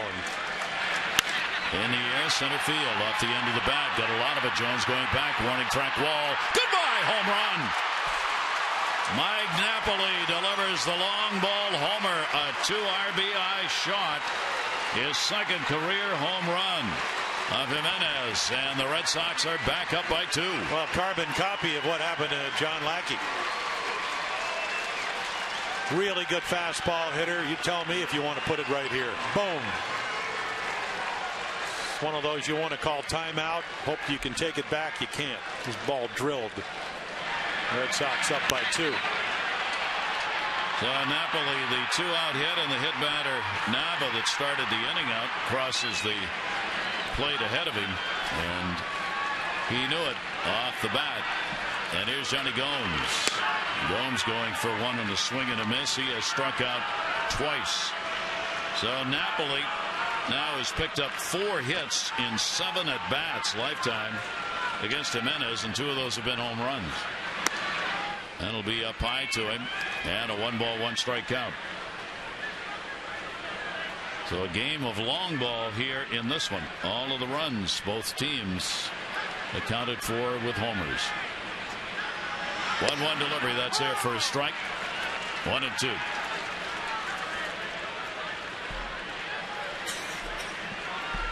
Napoli, a career 300 hitter in this ballpark, who delivered that homer, now has 3 long balls here. 1-2 delivery, and that one off the bat. Jones tails towards right, but he's here to put it away for the out. So a couple of runs in on just 1 hit, no errors, nobody left. The home run put up by Napoli puts them on top. Orioles will try and answer. Flaherty, Lombardozzi, and Markakis.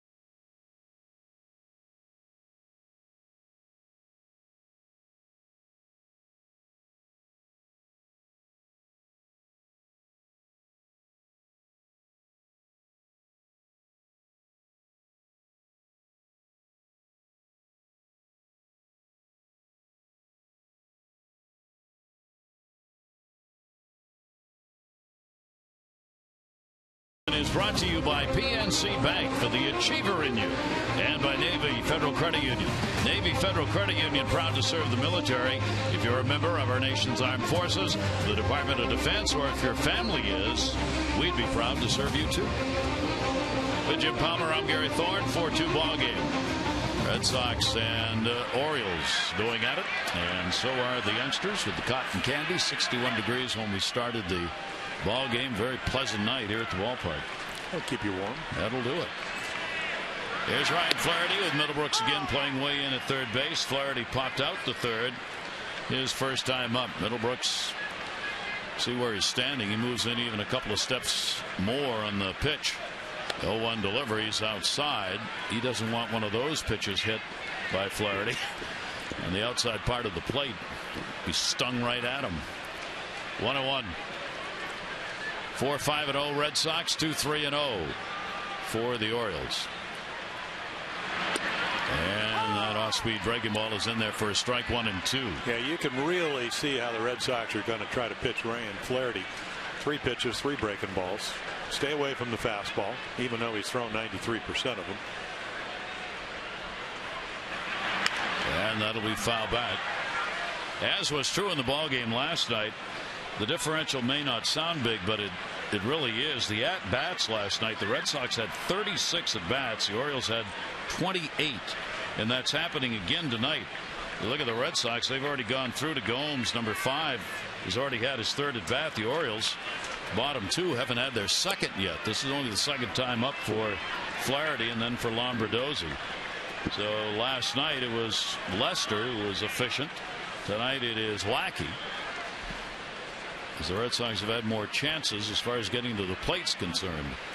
The 2-2 delivery on the way, and Flaherty will go down swinging. Lackey's 6th K. Well, when the Orioles win, everyone wins all season long. When the Orioles win and score 5 or more runs, you get 50% off regular menu price online orders at papajohns.com by entering promo code Orioles5. Better ingredients, better pizza. Papa John's, valid at participating Baltimore area Papa John's. Lombardozzi, a strikeout victim, his first time up. Each pitcher 6 Ks. Not this time. Line drive caught by Napoli. Well, for a guy that came in here with a bad hip last year, and they only took away 2 of the 3 years and then re-signed him for 2 more, this guy played terrific first base, not only last year, but obviously tonight, because that's a double. Former catcher. Never lived up to Mike Scioscia's standards as a catcher, not the hitting part of it, but the catching part of it. So went down to Texas, signs with the Red Sox. And what a play. Big play in a tight game. And top of the order, Nick Markakis. He has singled and struck out. The Orioles 3 hits. Markakis and Wieters singles, and the Cruz 2-run homer. 1-0 delivery on the way from Lackey, and again bears that pitch in on left-handers. Lefties hit only .238 off Lackey last year. Right-handers at .258, and you can see why the lefties have trouble with a pitch like that. Well, he cuts it in on his hand, so that's hard, and then that was a curveball. He's got a changeup, doesn't throw it a whole lot, goes the other way. There's a curveball again, but the quality with a couple of sections. I mean, the only mistake he's made is the 0-2 pitch to Cruz. He had a lot of options, didn't want to throw it belt high over the plate, did. 2-run home run to right center field, but it's just what's so impressive: good velocity, good command, and the sharpness of his breaking ball. And efficient, only 80 pitches thrown. Here's the 1-2 delivery on the way. Markakis will ground it foul again out in front. And will hold the count at a ball and 2 strikes.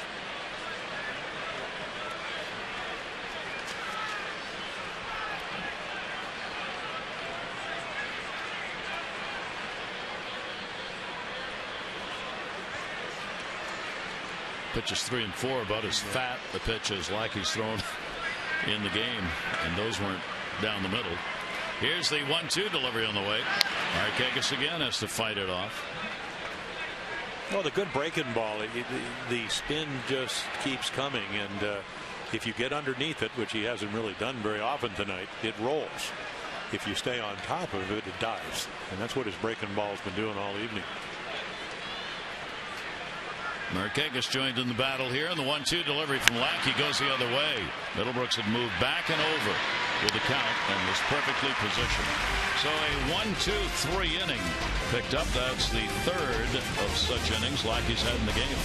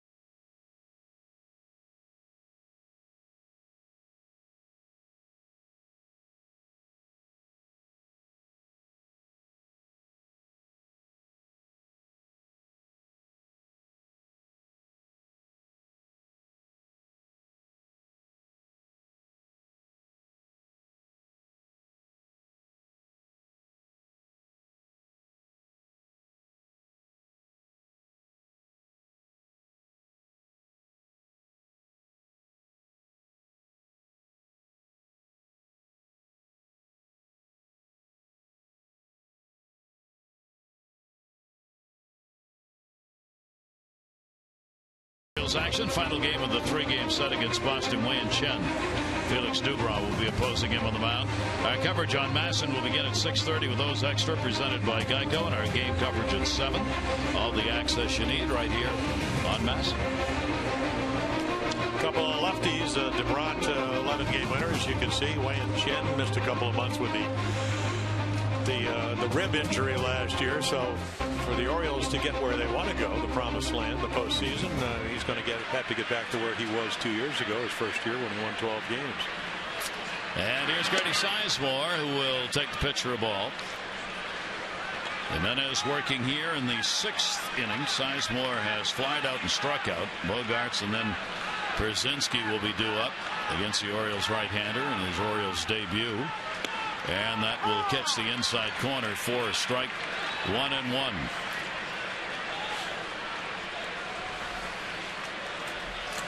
Breakdown of the work he's done tonight. Hit batter, cost him a run in the 5th, with Napoli driving the home run after that. Trying to bunt his way on. That'll be fouled off the end of the bat. Sizemore with Flaherty playing back at third, tried to drop one down there, didn't get it. And that'll back Flaherty up here with a 1-2 count.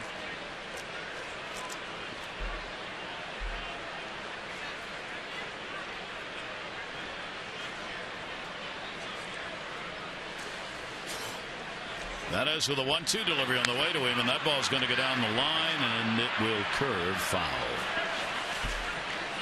Yeah, for Grady Sizemore, and again we talked about the home runs, the doubles, the stolen bases, Gold Glove outfielder, could throw. He could do just about anything to beat you. 5-tool player.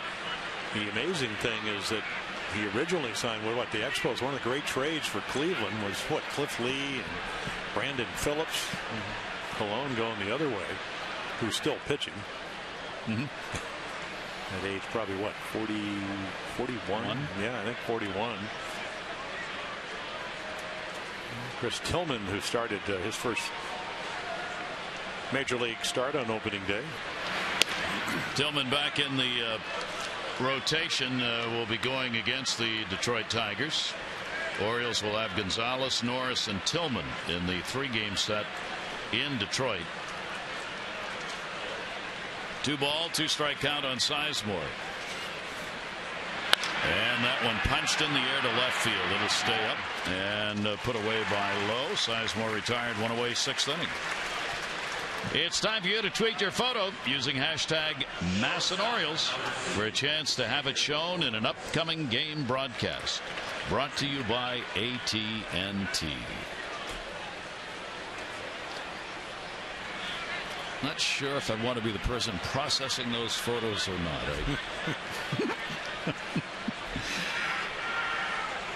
And the pitch will be taken up high for a ball. Bogart's a single and a walk. He's had a couple of hits so far in the 2 games for the Red Sox.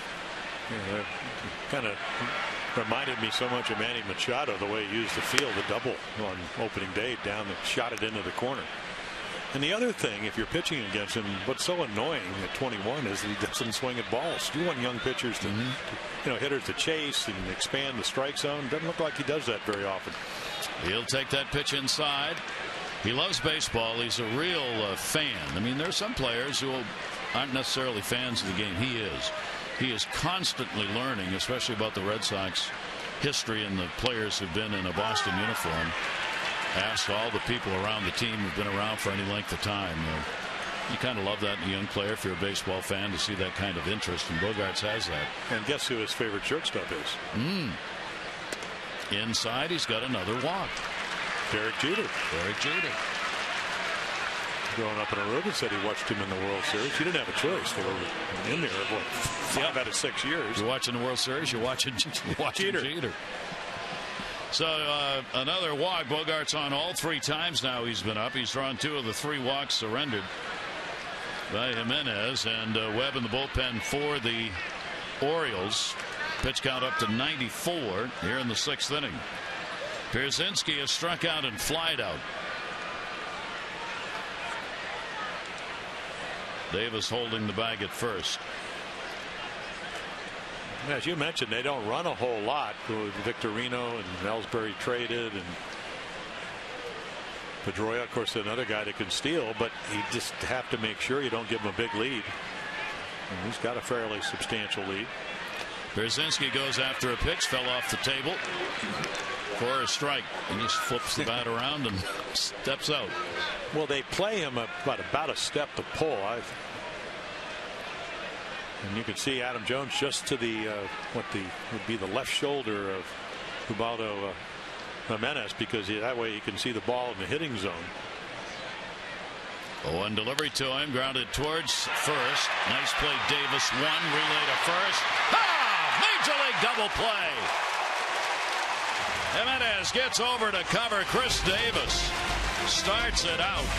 Beautiful play. Gets up, knees, accurate throw, turn, Hardy, and a double play to end it. Red Sox up by 2.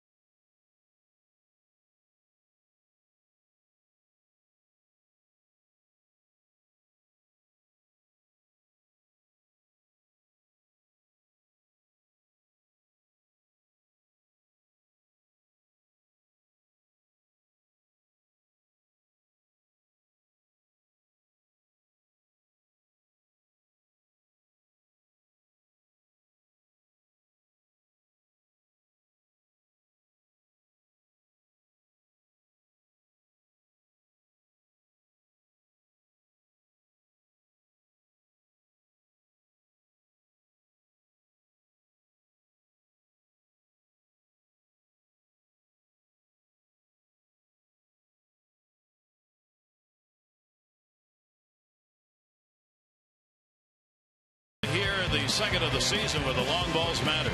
And then as making his debut as an Oriole, he has frustrated hitters with 6 strikeouts. Pierzynski, one of those who wasn't real happy about how he performed. Ortiz was. He delivered the home run. 3rd inning, put the Red Sox up. Cruz, 2 home runs, 2 games to the Orioles. Tied it up at 2 apiece. However, Napoli got a homer in the 5th, and the Red Sox have the 4-2 lead. And Buck Showalter going down. Jimenez's work done. Yeah, and he really doesn't pitch poorly. Really, 2 balls, the home run to Ortiz and the home run even worse because it was an 0-2 pitch to Napoli. Obviously didn't want to get it belt high out over the plate, but did, and then he hit it over the center field fence. So he will be out of there. The Orioles will go to the bullpen. Red Sox also heating up. You got Brandon Workman and Andrew Miller, the left-hander, warming up. Jimenez now has worked 6 or more innings in 9 consecutive starts going back to last year. Lowe drives it to center. Sizemore is right there. 0 for 3 in the ball game for Lowe, hitting second.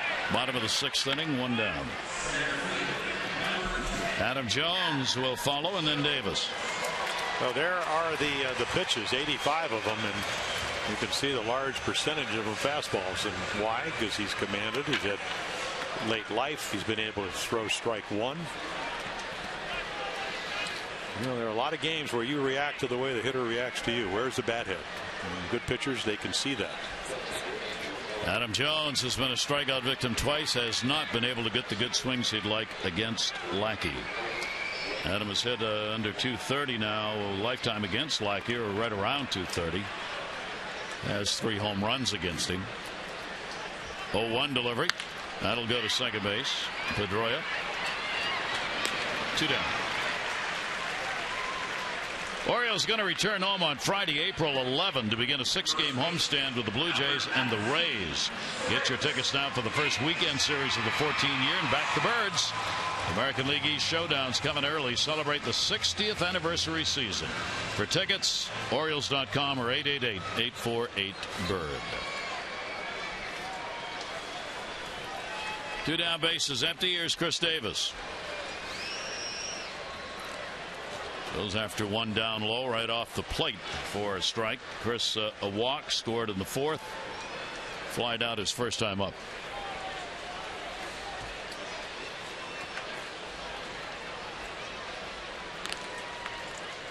Big shift on against him in the 0-1 delivery. Up high. Check at third. Nope. Dana DeMuth, crew chief.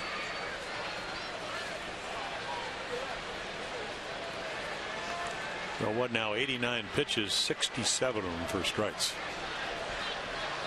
1-1 delivery on the way, and Davis pops it up. Pierzynski gets rid of the mask and snow cones it and puts it away.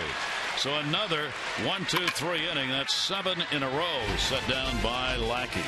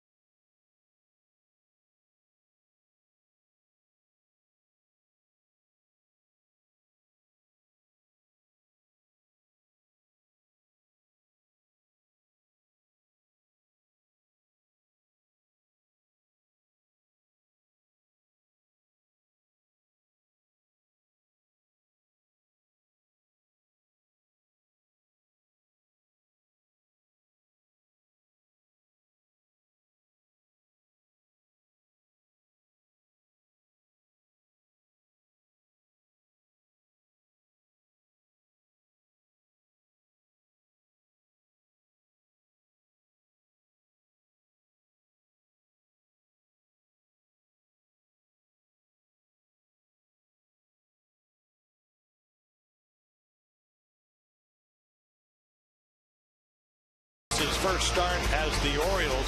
A lot of good pitches. Well-located fastball, breaking ball. Really, at the end of the night, only a couple of mistakes. One to Ortiz. You can see the splitters diving. Right there, a nice 2-seamer that runs back to get Sizemore. And then Brzezinski waving at a backup slider. So the couple of home runs. You can see about, 2-1 strikes the balls. And the Orioles go to the bullpen. Change is good, especially when it's your oil getting changed at Jiffy Lube. Give your vehicle relief with regular oil changes at Jiffy Lube and help stretch the life of your engine. So the Orioles go to Ryan Webb, who last year with the Marlins. See a lot of strikeouts, not too many walks. Marlins non-tendered him. Orioles trying to. Yeah, there are the splits on them. Again, pretty good against both righties and lefties. So if you're Dan Duquette, Buck Showalter, the Orioles skipper, you want somebody who can throw a lot of strikes, get both righties and lefties out. Sinker ball pitcher, throws grounders. And the pitch will be taken for a strike. We go to the 7th inning of game number 2. Middlebrooks has flied out and struck out. 4-5-0 for the Red Sox, 2-3-0 for the Orioles. And the pitch rides inside. He went around, and Ron Koppel, the home plate umpire, makes the call on Middlebrooks and quickly 0-2. This is what they're looking at. He hit a double with that swing. No argument on that one. No, that's not questionable. Here's the 0-2 delivery by Webb, and that's on the outside corner. Talk about moving it around. Well, big guy. Yeah, again, sidewinder. Maybe not like Darren O'Day. And then he makes the perfect pitch. Watch this ball run back and just catch the outside corner. Nicely received by Matt Wieters. 28 years old. Starts it out with the strikeout. Now the top of the order, Nava.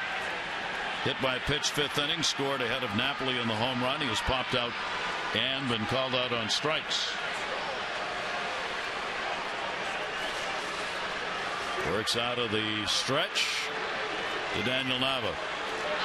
And that's going to be hit to center. Jones over, and that's going to fall in for a base hit.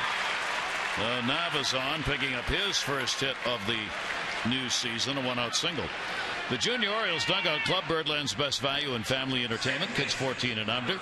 Get tickets to 10 games, the exclusive club hat, membership card, duffel bag, and more. Only $25. Members even get exclusive giveaway items at each game. Family and friends can get tickets starting as low as $6. Find out more, 888-848-BIRD, Orioles.com/dugout club. There's a member right there, anxiously awaiting a foul ball. Here is Dustin Pedroia. Pedroia, 2 hits, 2 for 3.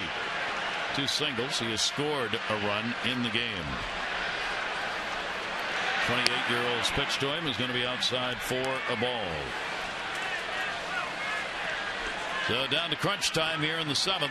Another tight ball game. All runs have scored off homers. Webb trying to keep it at a 2-run game. Yeah, that's important, and it's not easy with Pedroia and Ortiz waiting on deck. Big swing, but a lot of movement. Yeah, Ryan Webb, just elated to be here in an Oriole uniform. Up and down, with the exception of last year, since 2009 with the Marlins, so a chance to come here. Orioles bullpen went up, about a half a run over 2012. 3 runs a game, 302 to 352, so kind of tighten it up a little bit. Here's the 1-1 delivery on the way to him. That's going to be chopped. Only play at first base. Flaherty can't get him, and the ball will get away. Nava will head over to third. He will stay there. Pedroia will get a second. Throw will come into the plate. Be a base hit and a throwing error. Well, that's where you miss Manny Machado, and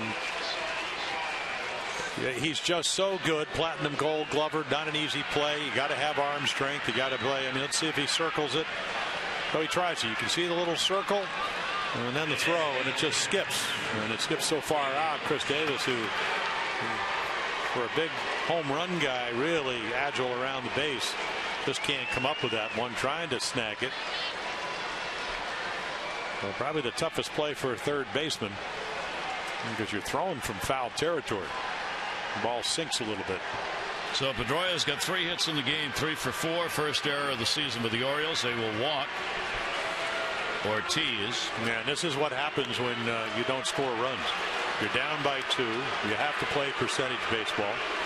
Play up matchup. Napoli already with a 2-run home run on deck. You're hoping that Webb will match up, maybe get a ground ball or a strikeout.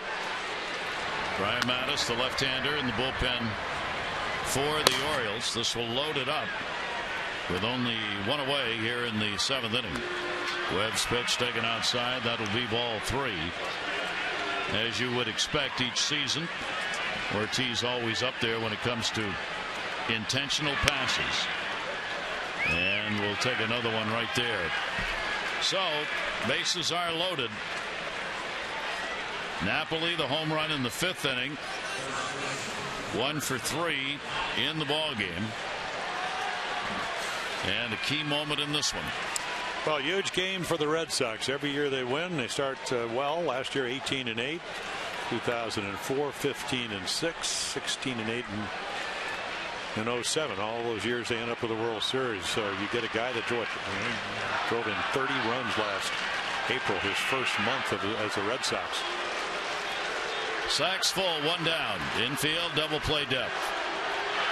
And the pitch will be down low for a ball to Napoli. Most of these hitters have not faced Ryan Webb before, including Napoli, who is at the plate. But they know about him. They know the scouting report. A little bit of a breaking ball, but lives and dies with the sinker. So they're going to try to get him to get the ball up. 1-0 delivery. That's going to be it into left field. Oh, coming over to get it. Nava will score. Going to wave on Pedroia. Throw cut off. No play. 2 in. And the Red Sox extend their lead to 6-2. And Napoli's got a 4 RBI game. Now, one of those things where, again, he's going to look for something up. He gets it. So he singles crisply into left to make it 5-2. And then David Lowe doesn't make a good throw. They're going to throw Pedroia out if it's an accurate throw, but it's well off the mark. So there it is. Supposed to sink. It doesn't. There's the RBI swing. So now 3 for Napoli. And then look how far Flaherty has to go to his left. How far the throw is off. And it is a 6-2 ball game. 8 hits now for the Red Sox. And here is Gomes. Ortiz stopping at second, so 2 on and 1 out. Gomes with an 0 for 3 in the ball game. And the pitch taken inside for a ball. So the Red Sox, who had the 0 for 10 with runners in scoring position last night, went 0 for 2 in those situations in the first inning of this game. Now get another chance here in the 7th and deliver. 1-0 delivery. Breaking ball there for a strike. Well, they're doing what the Red Sox do. I mean, the Orioles win 2-1 opening day. If they get 1 or 2 hits out of those 10 at bats, a little different game. They put so much pressure on pitchers. 1-1 delivery on the way. That will miss, and Gomes gets ahead on the count. 2 balls and 1 strike. Ortiz, the lead runner at second. So you don't have speed at second base or Napoli at first.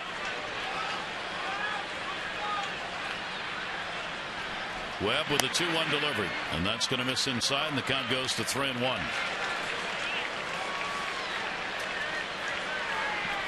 So Webb coming on, getting a strikeout to start it. Then the 2 singles, Nava, Pedroia, an error that forced the walk with runners at second and third to Ortiz, and Napoli delivers the base hit. 3-1 delivery on the way is there for a strike. 3-2. Well, I don't know what that felt like, but 94 with great sink. Whatever it felt like, try to throw it again. 3 balls, 2 strikes, 1 out.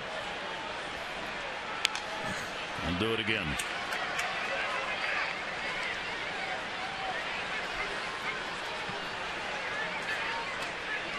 Johnny Gomes had some chances here. First inning, struck out with 2 on. Now gets another opportunity with 2 on in the 7th.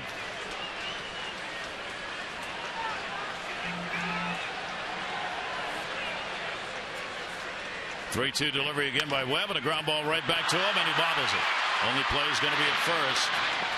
They'll get the out, but the runners are going to move up. So Gomes out, 2 down. Our Jeep inside the numbers. We're in game number 2.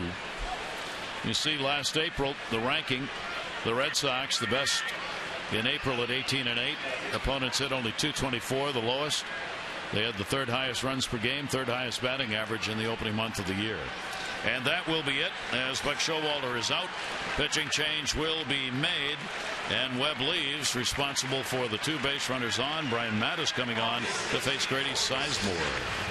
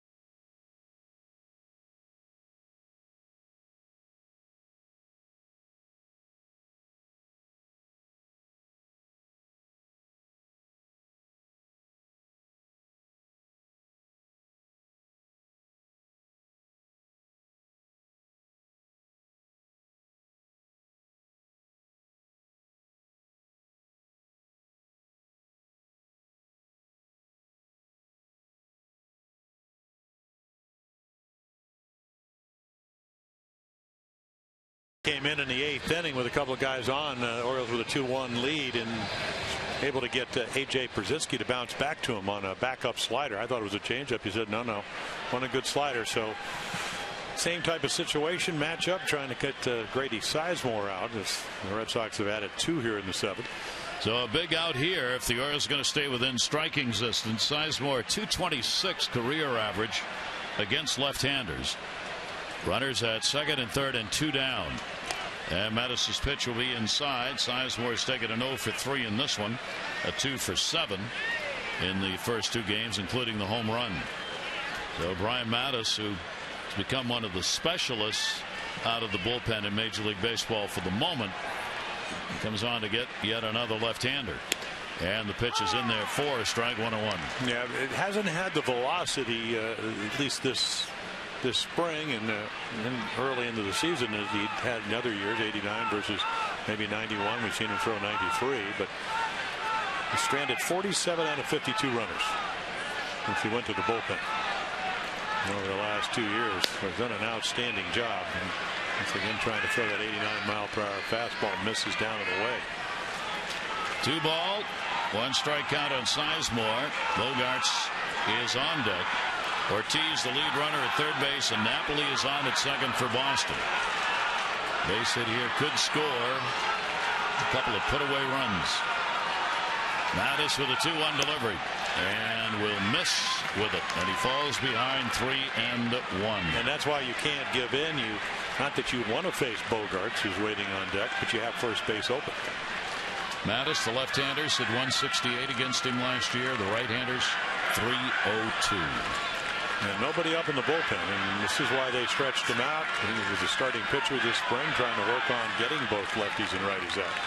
3 ball, 1 strike delivery, and swung through that one. Webb out of the ball game into coming in here in the 7th inning, working 2/3 of an inning.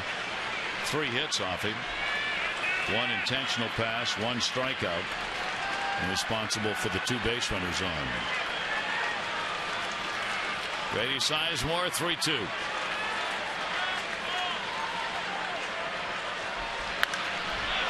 Major League pop-up, shortstop. Hardy camps underneath, puts it away. So Mattis comes on to get the out, but 2 more added. Napoli, the 2 RBIs. Red Sox up.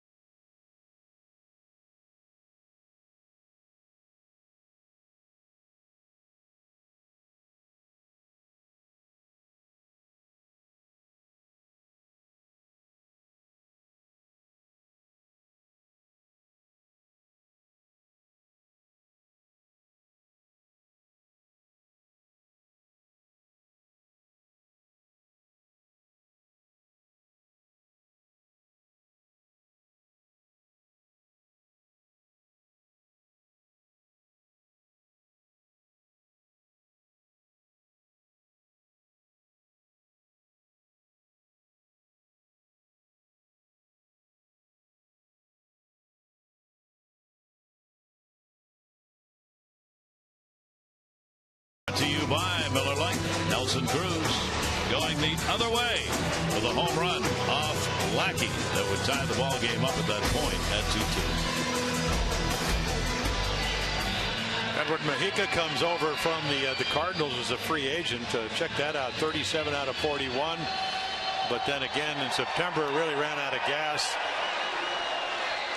They ended up going to a lot of their young power flamethrowers, but they signed him for a couple of years. Fastball, slider, great splitter.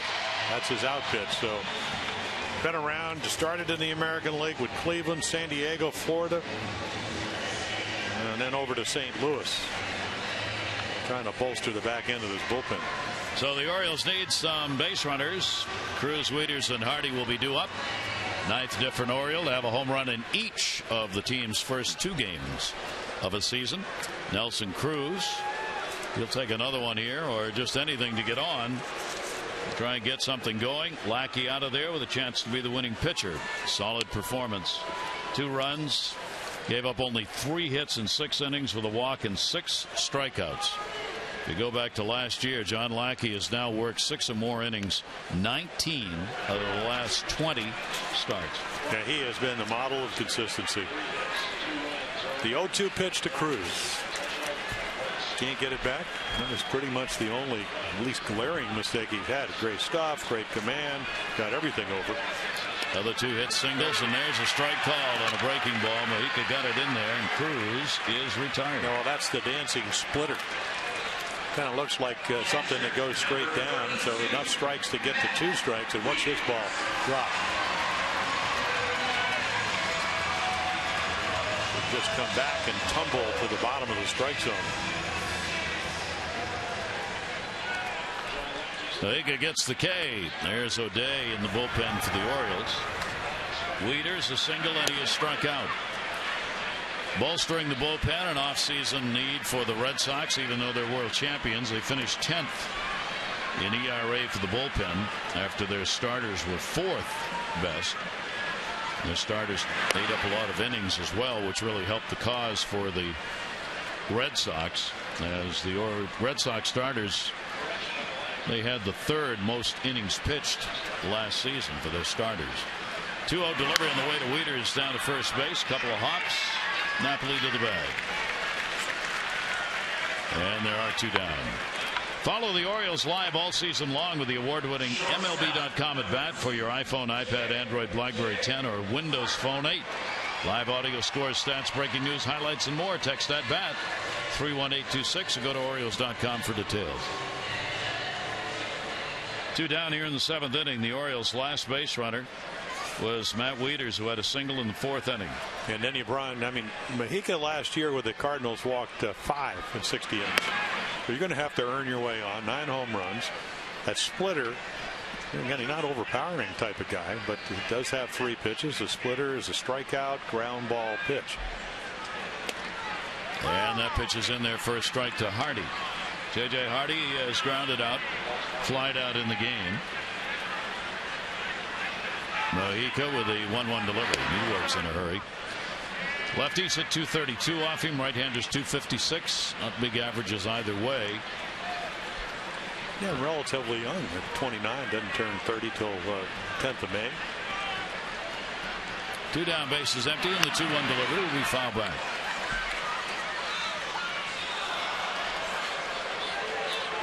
Yeah, you look at the Red Sox bullpen early on. They went out and got Andrew Bailey. They got Joel Hanrahan. They both had arm injuries. One of the great pitching performances over the last couple of months of the year was Koji Uehara, who Orioles brought over from Japan. Foul back. It's been a bad spring for pitchers. We talked about it during spring training. MLB has got an injury report they put out. There are 70 pitchers started April. 70 on the disabled list. Yeah, it's just 30 of them would have been starters in a rotation. That's going to be up the middle for a base hit. So the Orioles break that skin anyway of not getting anybody on. Hardy gets his 2nd hit of the season with 2 down here in the 7th inning.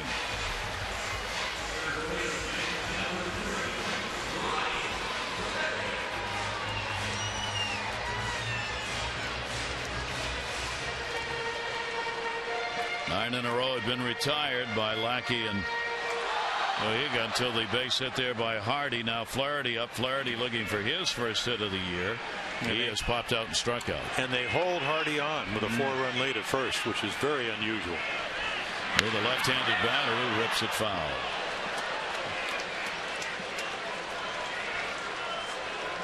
I'm not saying he has to play behind him, but usually you might play a step in front of him and try to take away the hole. So it's out there. I mean, you can look at this little hole right here, and Napoli's going to hold him on.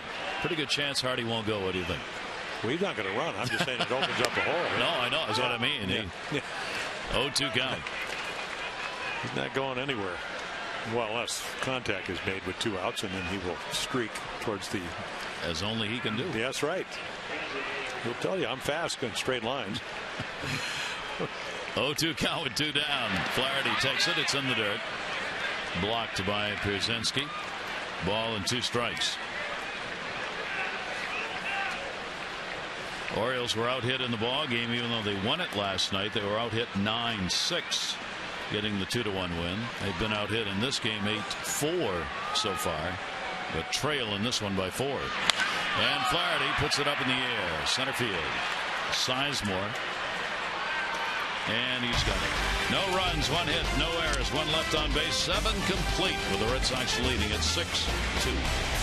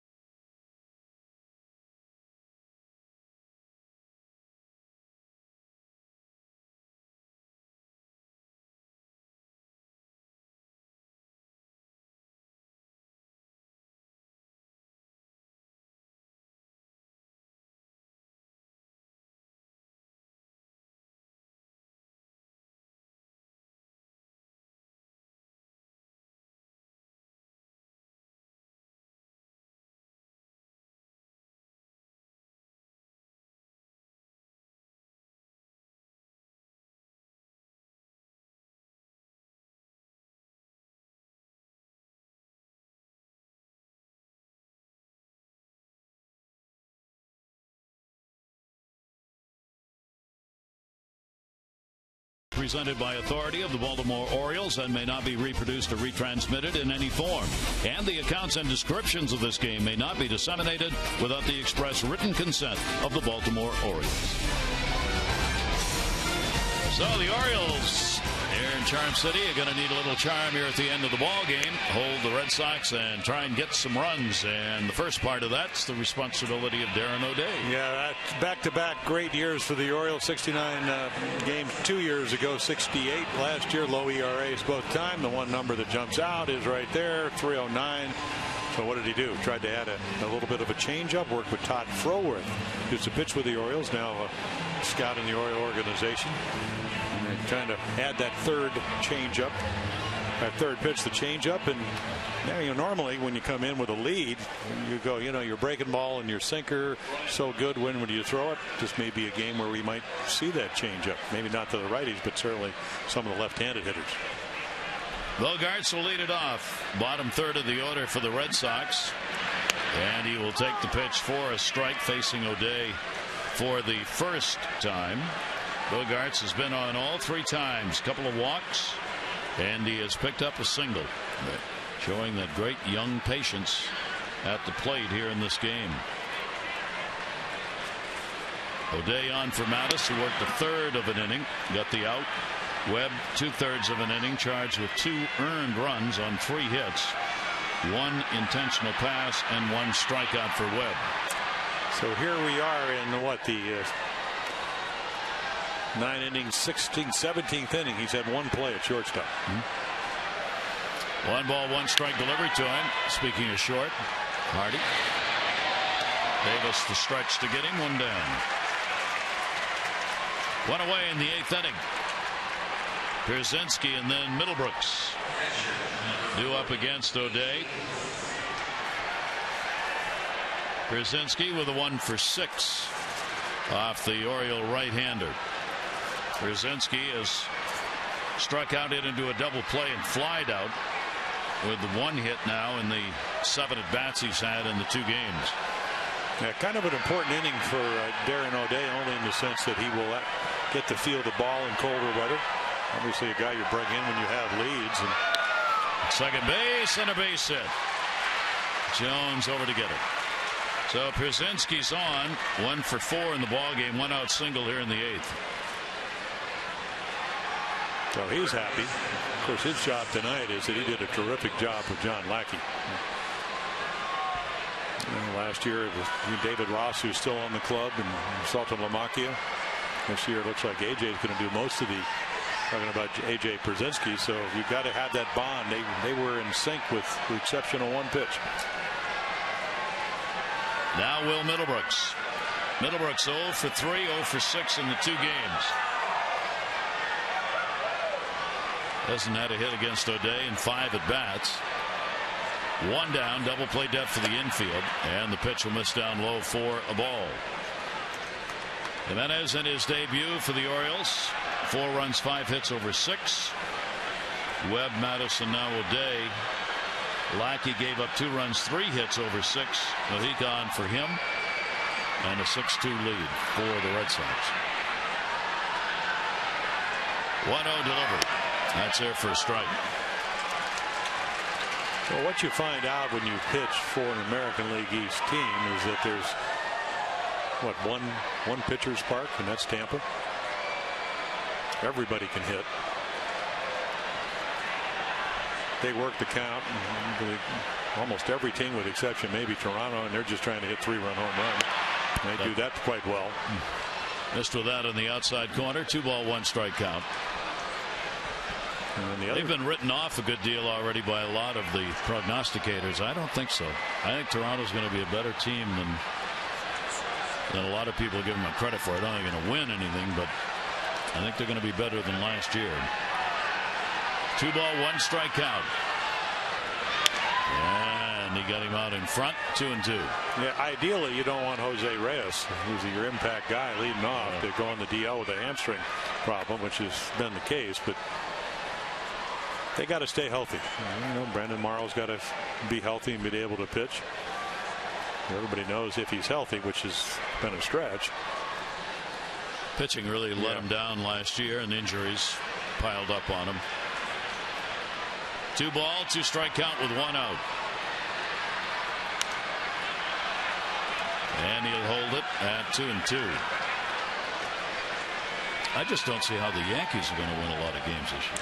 Well, I got the report from a scout that was CC Sabathia, and his average fastball last night was 89. Ooh. Now, it's only 1 game, and maybe he had a tired arm or whatever. I mean, he's apparently got himself in great shape, but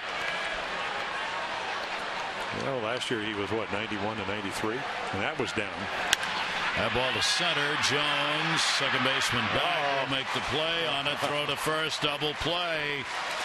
Lombardozzi went back to get it. Pierzynski with a base running mistake is doubled up at first. No runs, a hit, nobody left. Bottom of the 8th. Coming up.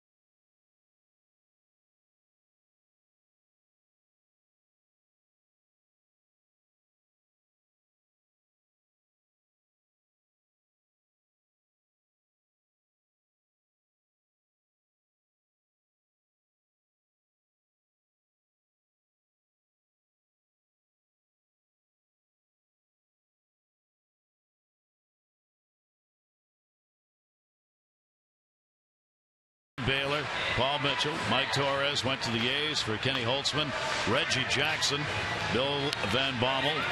Jackson didn't show up for about a month, which hurt the start of the season. Actually, a little longer. Yeah, that's right. More like 5 or 6 weeks. And in 2001 on this date, Ichiro became the first Japanese-born position player to play in a regular season Major League game back in 2001. And when they made that trade, Earl Weaver said Don Baylor will be an MVP, which he was for the Angels, not for the A's, 1979. Tazawa comes on. We saw him opening day.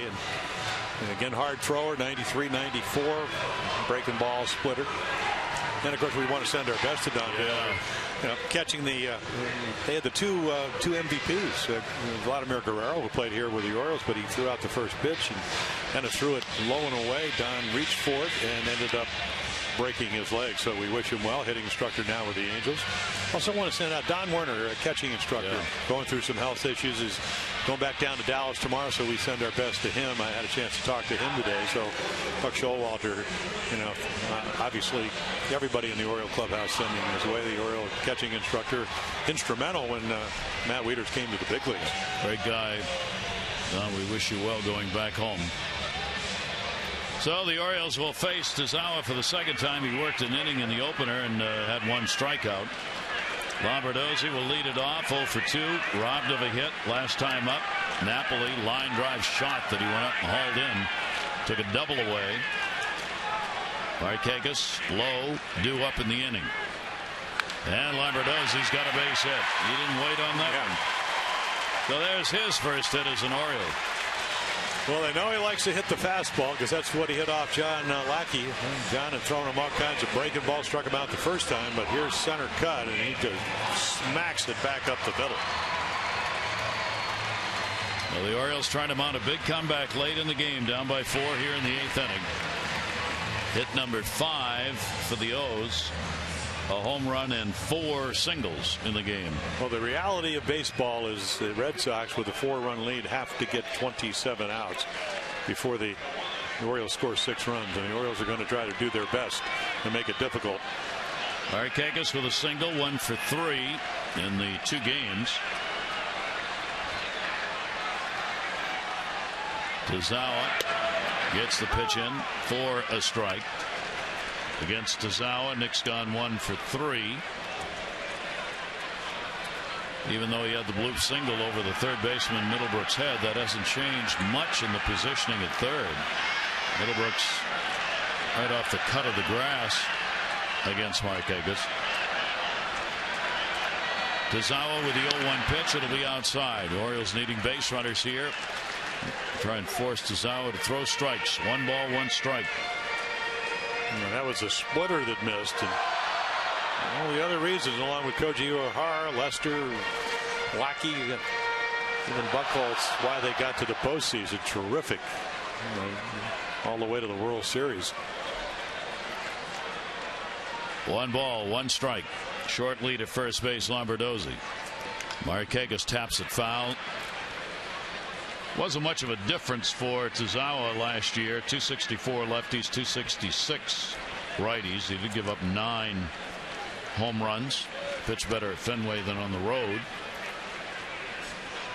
1 ball, 2 strike count. Orioles trying to get to the bullpen. They could not get to Lackey. Got a couple of runs on the Cruz homer in the 4th, but only 3 hits off him. Mojica worked an inning, had a strikeout, gave up 1 hit. That'll be fouled back. Good cut by Nick. Holds the count. Yeah, try to slow the bat down with a splitter. Maybe get a strikeout or a ground ball, and then throw the fastball by him. Another survivor of Tommy John surgery. Missed the whole 2010 season, having that ligament transplanted and melded in there.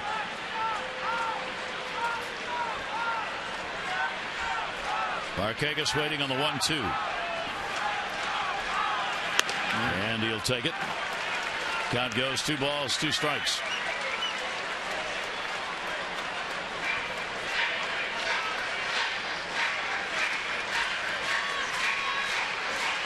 $25,708 for game 2. 25,708.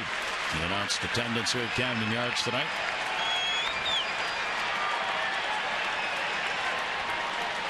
2-2 delivery. Marquez puts it in the air. That's towards the gap, but it'll stay up.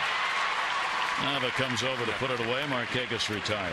Yeah, Daniel Nava gets a really good jump on that ball. Thought it was maybe hit a little bit better. He might have got it out on the plate, but covered the hole.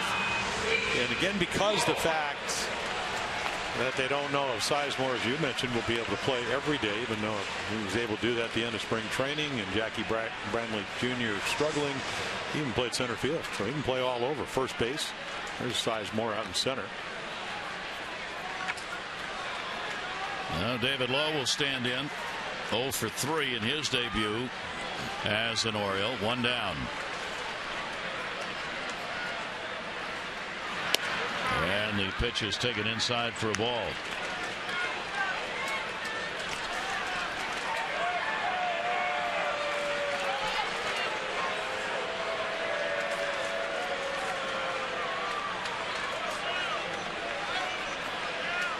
Danny Valencia going to Kansas City in December, bringing Lowe to the Orioles. 1-0 delivery on the way. Up in the air. Over Sizemore. Runner halfway. 2 down. So Lowe, who we talked about earlier, keeping the ball on the ground or line drives, has had 4 outs in the air. Yeah. And pitching has something to do with that. A lot of breaking balls from John Lackey. Tried to just again get the ball. It's not that you try to throw it by him, you just elevate the ball. And again, talking to BJ Surhoff, I said, well, how would you hit Koji Uehara? He said, fastball away. So I haven't really seen him pitch that much. I said, you didn't watch the World Series? Because he pitched every game, 13 games in the postseason. He said, to hit the high fastball, you have to stay on top of the ball. And that's what they want David Lowe to do. And it's sometimes hard to do. Pitchers are trying to get him to elevate it, those lazy fly balls. 2 down. Lombardozzi still at first base. Adam Jones. And he'll take it outside. Adam, a couple of strikeouts, and he's grounded out. When you were doing the Met games, remember when take a look at Josh Stinson. Buck Showalter really likes Josh coming out of the bullpen. But remember Bill Robinson, the late Bill Robinson, when Bobby Backman would hit a pop fly in batting practice? On the ground. And that's, it's something you got to do every day. He had to put money into a kitty every time he put the ball up in the air in batting practice. It's very hard to do, especially against pitchers like Lackey, who get ahead in the count and get you to go after their pitches. 1 ball, 1 strike count on Adam Jones. Lombardozzi had the leadoff single, but he's still over there at first base.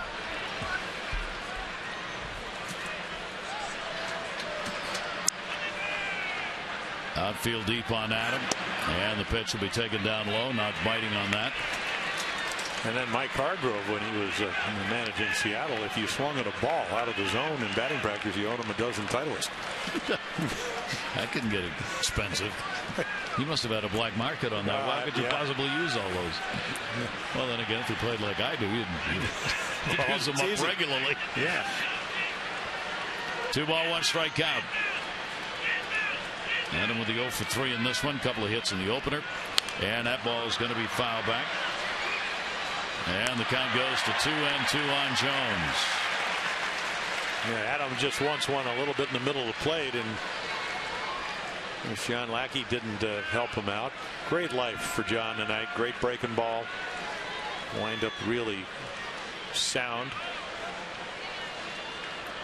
So it's hard not to have a sound wind up when you got John Farrell, former pitching coach, former major league pitcher himself, player development guy.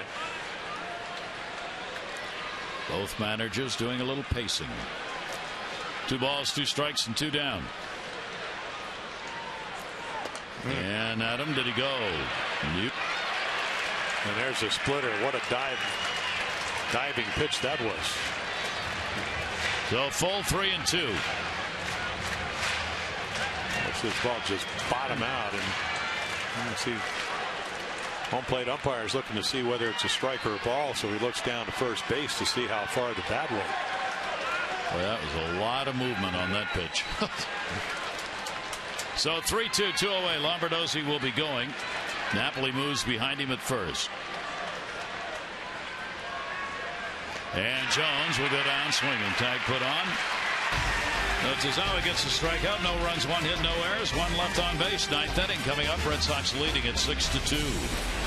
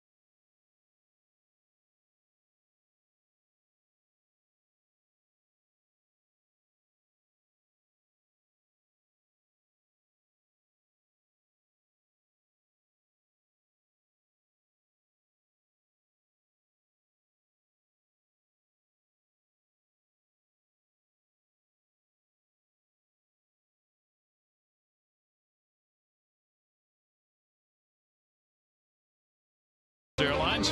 Find Southwest Airlines fares online only at southwest.com. And by Luna.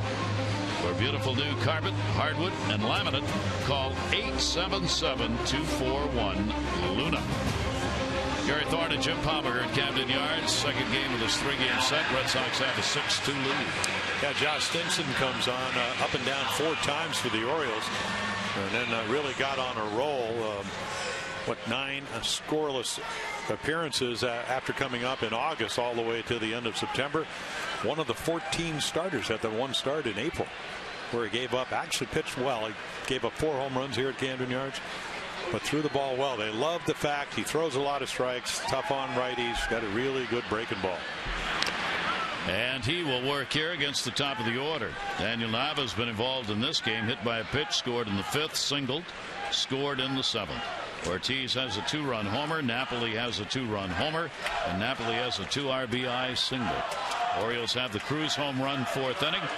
Their only extra base hit of the game.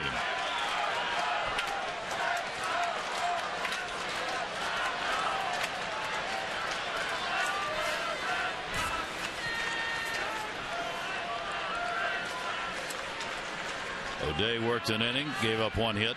Stinson's pitch is going to miss outside for a ball.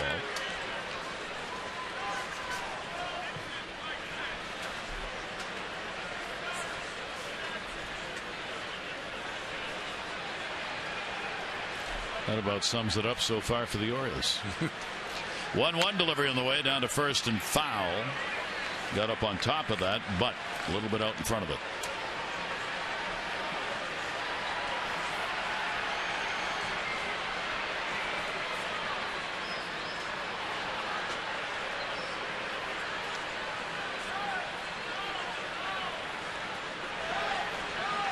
One and 2 on Nava.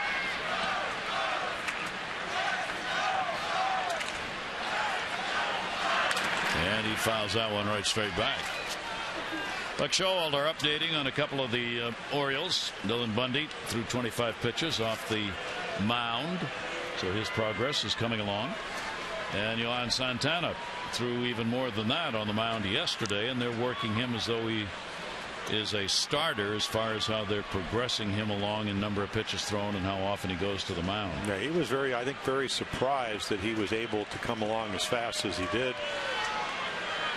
When he was throwing, a couple of weeks ago, it was almost like you're starting in January to get ready to the February, maybe 15th, 16th start of spring training, but came along well, used all his pitches.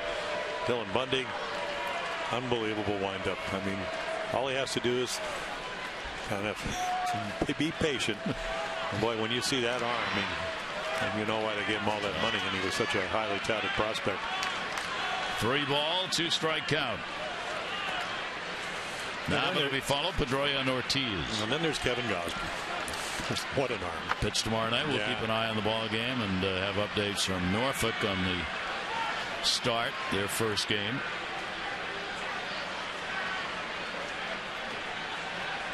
Josh Stenson with a 3-2 delivery, and that's to first base. Short hop, Davis.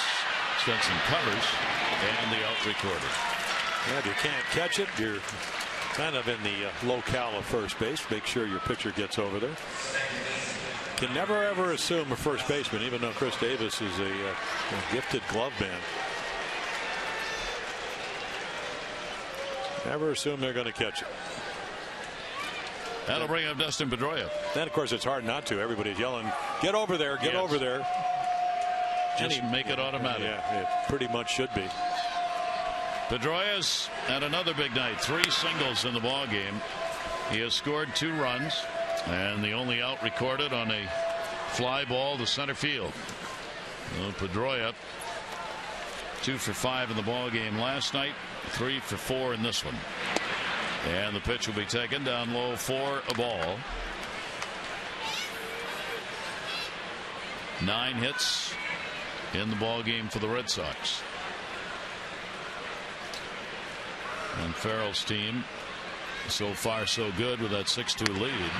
Pedroia trying to wind up on the swing, and it ends up high. 3-0 from Stenson. Yeah, I got to imagine if you're Dustin Pedroia, because great plate coverage, can hit anything. Hitting in front of David Ortiz, it's not too bad. And he was taking on that one as he just leaned away. And he'll be helicoptering on this one. There is David Ortiz. Pedroia had a .337 average in April last year. He started this April out same way. That one goes to short, and another base hit. A 4-hit ball game, 4 singles for Pedroia. And 10 hits for the Red Sox. Well, he looks for his pitches. We were talking about the ferocity of his swing. I don't know of anybody that can swing that hard yet still have that kind of bat control. So Ortiz coming up again. The home run came in the 3rd inning, a 2-run shot. He's had an intentional walk, an unintentional walk, and is flied out to left field. Talking about great Aprils, last year he hit .500 with 3 home runs in the month of April. Shift on against him, and the pitch is inside for a ball. 500. Not bad. Oh, didn't he get a little late start? I think he had the Achilles problem. So he had 36 at bats in April. Others were up. You know, Pedroia at 98, Napoli at 104. Towering fly ball. It's in the yard. Nick Markakis almost in place puts that one away, and there are 2 down.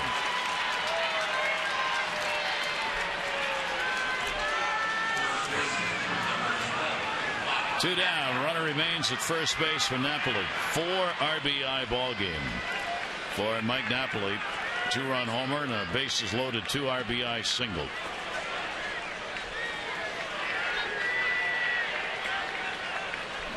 Goodyear, the closer in the bullpen.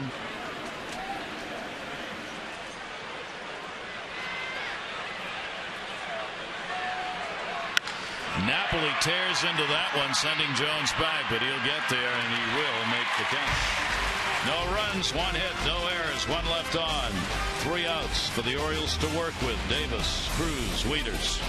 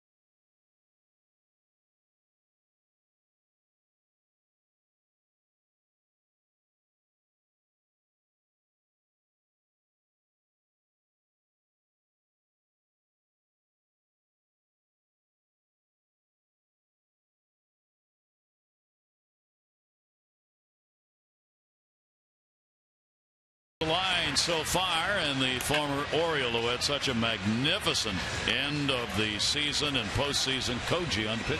Yeah, 7 saves, 13 appearances. I mean, he got on a roll. You can see again Bailey Hanrahan go down with injuries. He comes on to the rescue. Doesn't walk anybody. Strikes out 101 in 74 innings. Fastball and a splitter. I mean, got a little bit of a slider. He used it when he started for the Orioles, but a strike thrower. When you start looking at the numbers, he threw 74% of his pitches over the plate. So not afraid to throw for strikes. 30 in the third inning, scoreless game. I mean, you can just go on and on. He had that type of year, and the Red Sox certainly know without him it would have been very difficult to win that World Series. So Bradley Jr. will come on to play in left field. Gomes out. Jackie Bradley Jr. in left. A defensive change here in the 9th inning. Uehara has saved 17 of the last 18. And he has given up 1 earned run in the last 31 appearances, covering 40 and a third innings. Well, he better do it because he turns 39 tomorrow. So do it while you're young. Come on, Koji. And he's terrific. I mean, you know, terrific guy. I mean, loved being here in Baltimore. You know, learned him English and whatever. I mean, he's a the thing about it. Kind of like Wei and Chen is going to pitch tomorrow night. Until you get next time, they're a little bit bigger than you think they are. Maybe press guys don't tell you the whole story. So the Orioles see what they can do here in the 9th. Chris Davis leading it off. A walk and a run scored, 0 for 2. Chris still looking for his first hit of the year. Has an 0 for 5 in the 2 ball games. Uehara's pitch up high. Koji is 0-1 against the Orioles. This is the 12th game he's appeared in against them. He's got a 1 save and a save opportunity. 9 2/3 innings. A run on 5 hits. Orioles have hit 152 against him in the 9 2/3 innings worked. Yeah, the first fastball at 89, the next 2 at 87. Maybe he might hit 90, 91 tops. Got to throw a strike here, though. And into the shift, ground ball bobble. Davis is going to make it. And error will be charged. Napoli. Well, tried to play it on the run. Playing the line because of the pull shift. So right here, and again, you know, he had a chance because the ball's hit that hard to maybe play it back a little bit. Tries to come in, hits him up on the heel of the glove, and then he can't get a handle on it. This is what the Orioles need. Base runner on, nobody out. Here is Cruz, the home run in the 4th inning. He is 1 for 3 in the ball game, 2 for 5 in the first 2 games, both home runs. He's not had a hit against Koji in 8 at-bats. And will foul that one back. Orioles now with 5 hits. They've had 1 home run and the rest have been singles. Well, to this point, good pitching has stopped good hitting. Yep.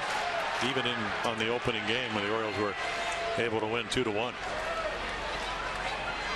0-1 delivery on the way. Popped him up right field. Nava. He's got it. Davis back to first base. 1 away in the 9th inning. Bring up Matt Wieters. Former battery mates work against one another here. Yeah, Cruz and Koji were teammates for about a year and a half before he came over to the Red Sox.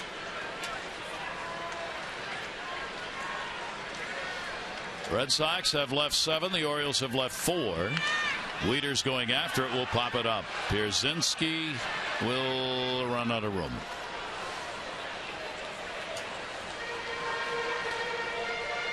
Yeah, the way he's able to elevate the fastball at 87 to 89, 90 miles per hour is just amazing. Great windup, gets over his front side, jumps at you. So if you're starting at the lobby, you get the splitter going to the basement and his fastball going to the 2nd or 3rd floor. And that's what it's like to hit off him. Little shift on in the infield against Wieters, playing him to pull. And that does with this one is foul.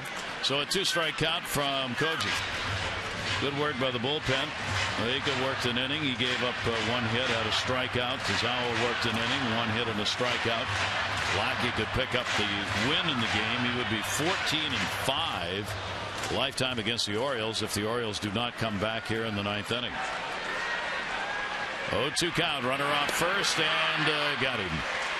And there's the basement ball, the splitter. 2 in a row. Bottom drops out of it. Well, this is how he struck out 101 in 74 innings. Ground ball, strikeout pitch. Perfectly executed.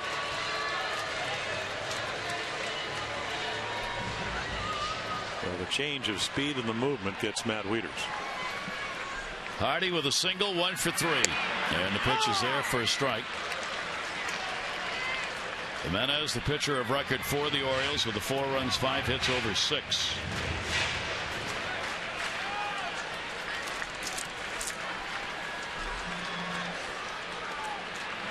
And that's into the screen. And Hardy down on the count, 2 strikes. So it looks like it will be a rubber match for the series tomorrow here at Camden Yards. And we get the 2 left-handers going against one another. Wei-Yin Chen, Felix Dubron. And that one's popped back and no play. 2 strikes on Hardy.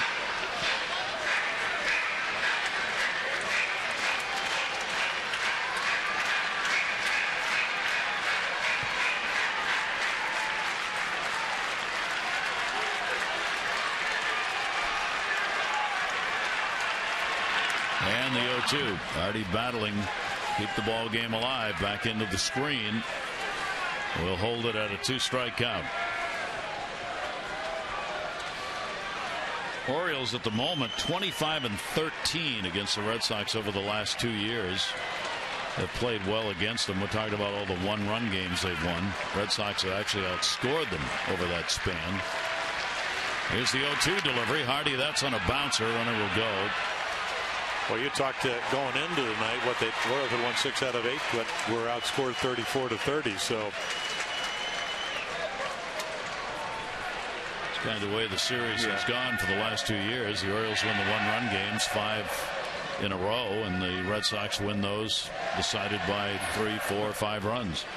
And it all started at the end of 2011 when the Red Sox imploded 7-20 in September. The Orioles won 5 of the last 7. 1 ball, 2-strike delivery on the way to Hardy, and he'll wrap that towards left field. It's cut off by Bogaerts with no play. It'll be an infield hit. So the Orioles get a couple on with 2 down here in the 9th inning. Hardy's got a 2 for 4 game. Well, they get the extra out because of the area of Napoli, and then right here Bogaerts is going to have good range to get to it, but no play. Pull hitter. So Middlebrooks is more to the bag, and right here sliding start. I don't think you're going to send Davis anyway, but one more batter on, and all of a sudden time run comes to the plate. Orioles would be elated to have that happen. Ryan Flaherty will try and keep it going. Napoli will play behind the runner at first base. Flaherty with the 0 for 3. Koji turns one over away from him for a strike. And he may throw him a fastball, but it won't be for a strike unless he makes a mistake. With Ryan Flaherty, dead red hitter.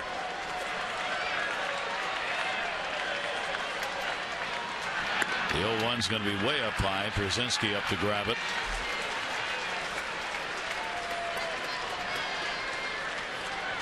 "17 pitches thrown by Koji Uehara here in the 9th inning. Red Sox got that lead in the 7th and have held on. 1-1 pitch. Flaherty ground ball towards first base. Knuckled on Napoli. Koji will get there, and the ball game is over. So here in the 9th inning, no runs, a hit, an error, 2 are left on base, and the Red Sox take game 2. 6-2 the final, and that will set up the rubber game tomorrow night, and we'll have it for you as Wei-Yin Chen and Felix Dubron, the left-handers, will close out this 3-game set. Coverage begins at 6:30 on Masson with O's Extra, presented by Geico, followed by game action at 7. This has been a Masson presentation. Jim and Rick are standing by. O's Extra, presented by PNC, coming up right now. For Jim Palmer and all of our great crew here at Camden Yards, I'm Gary Thorne. Adieu.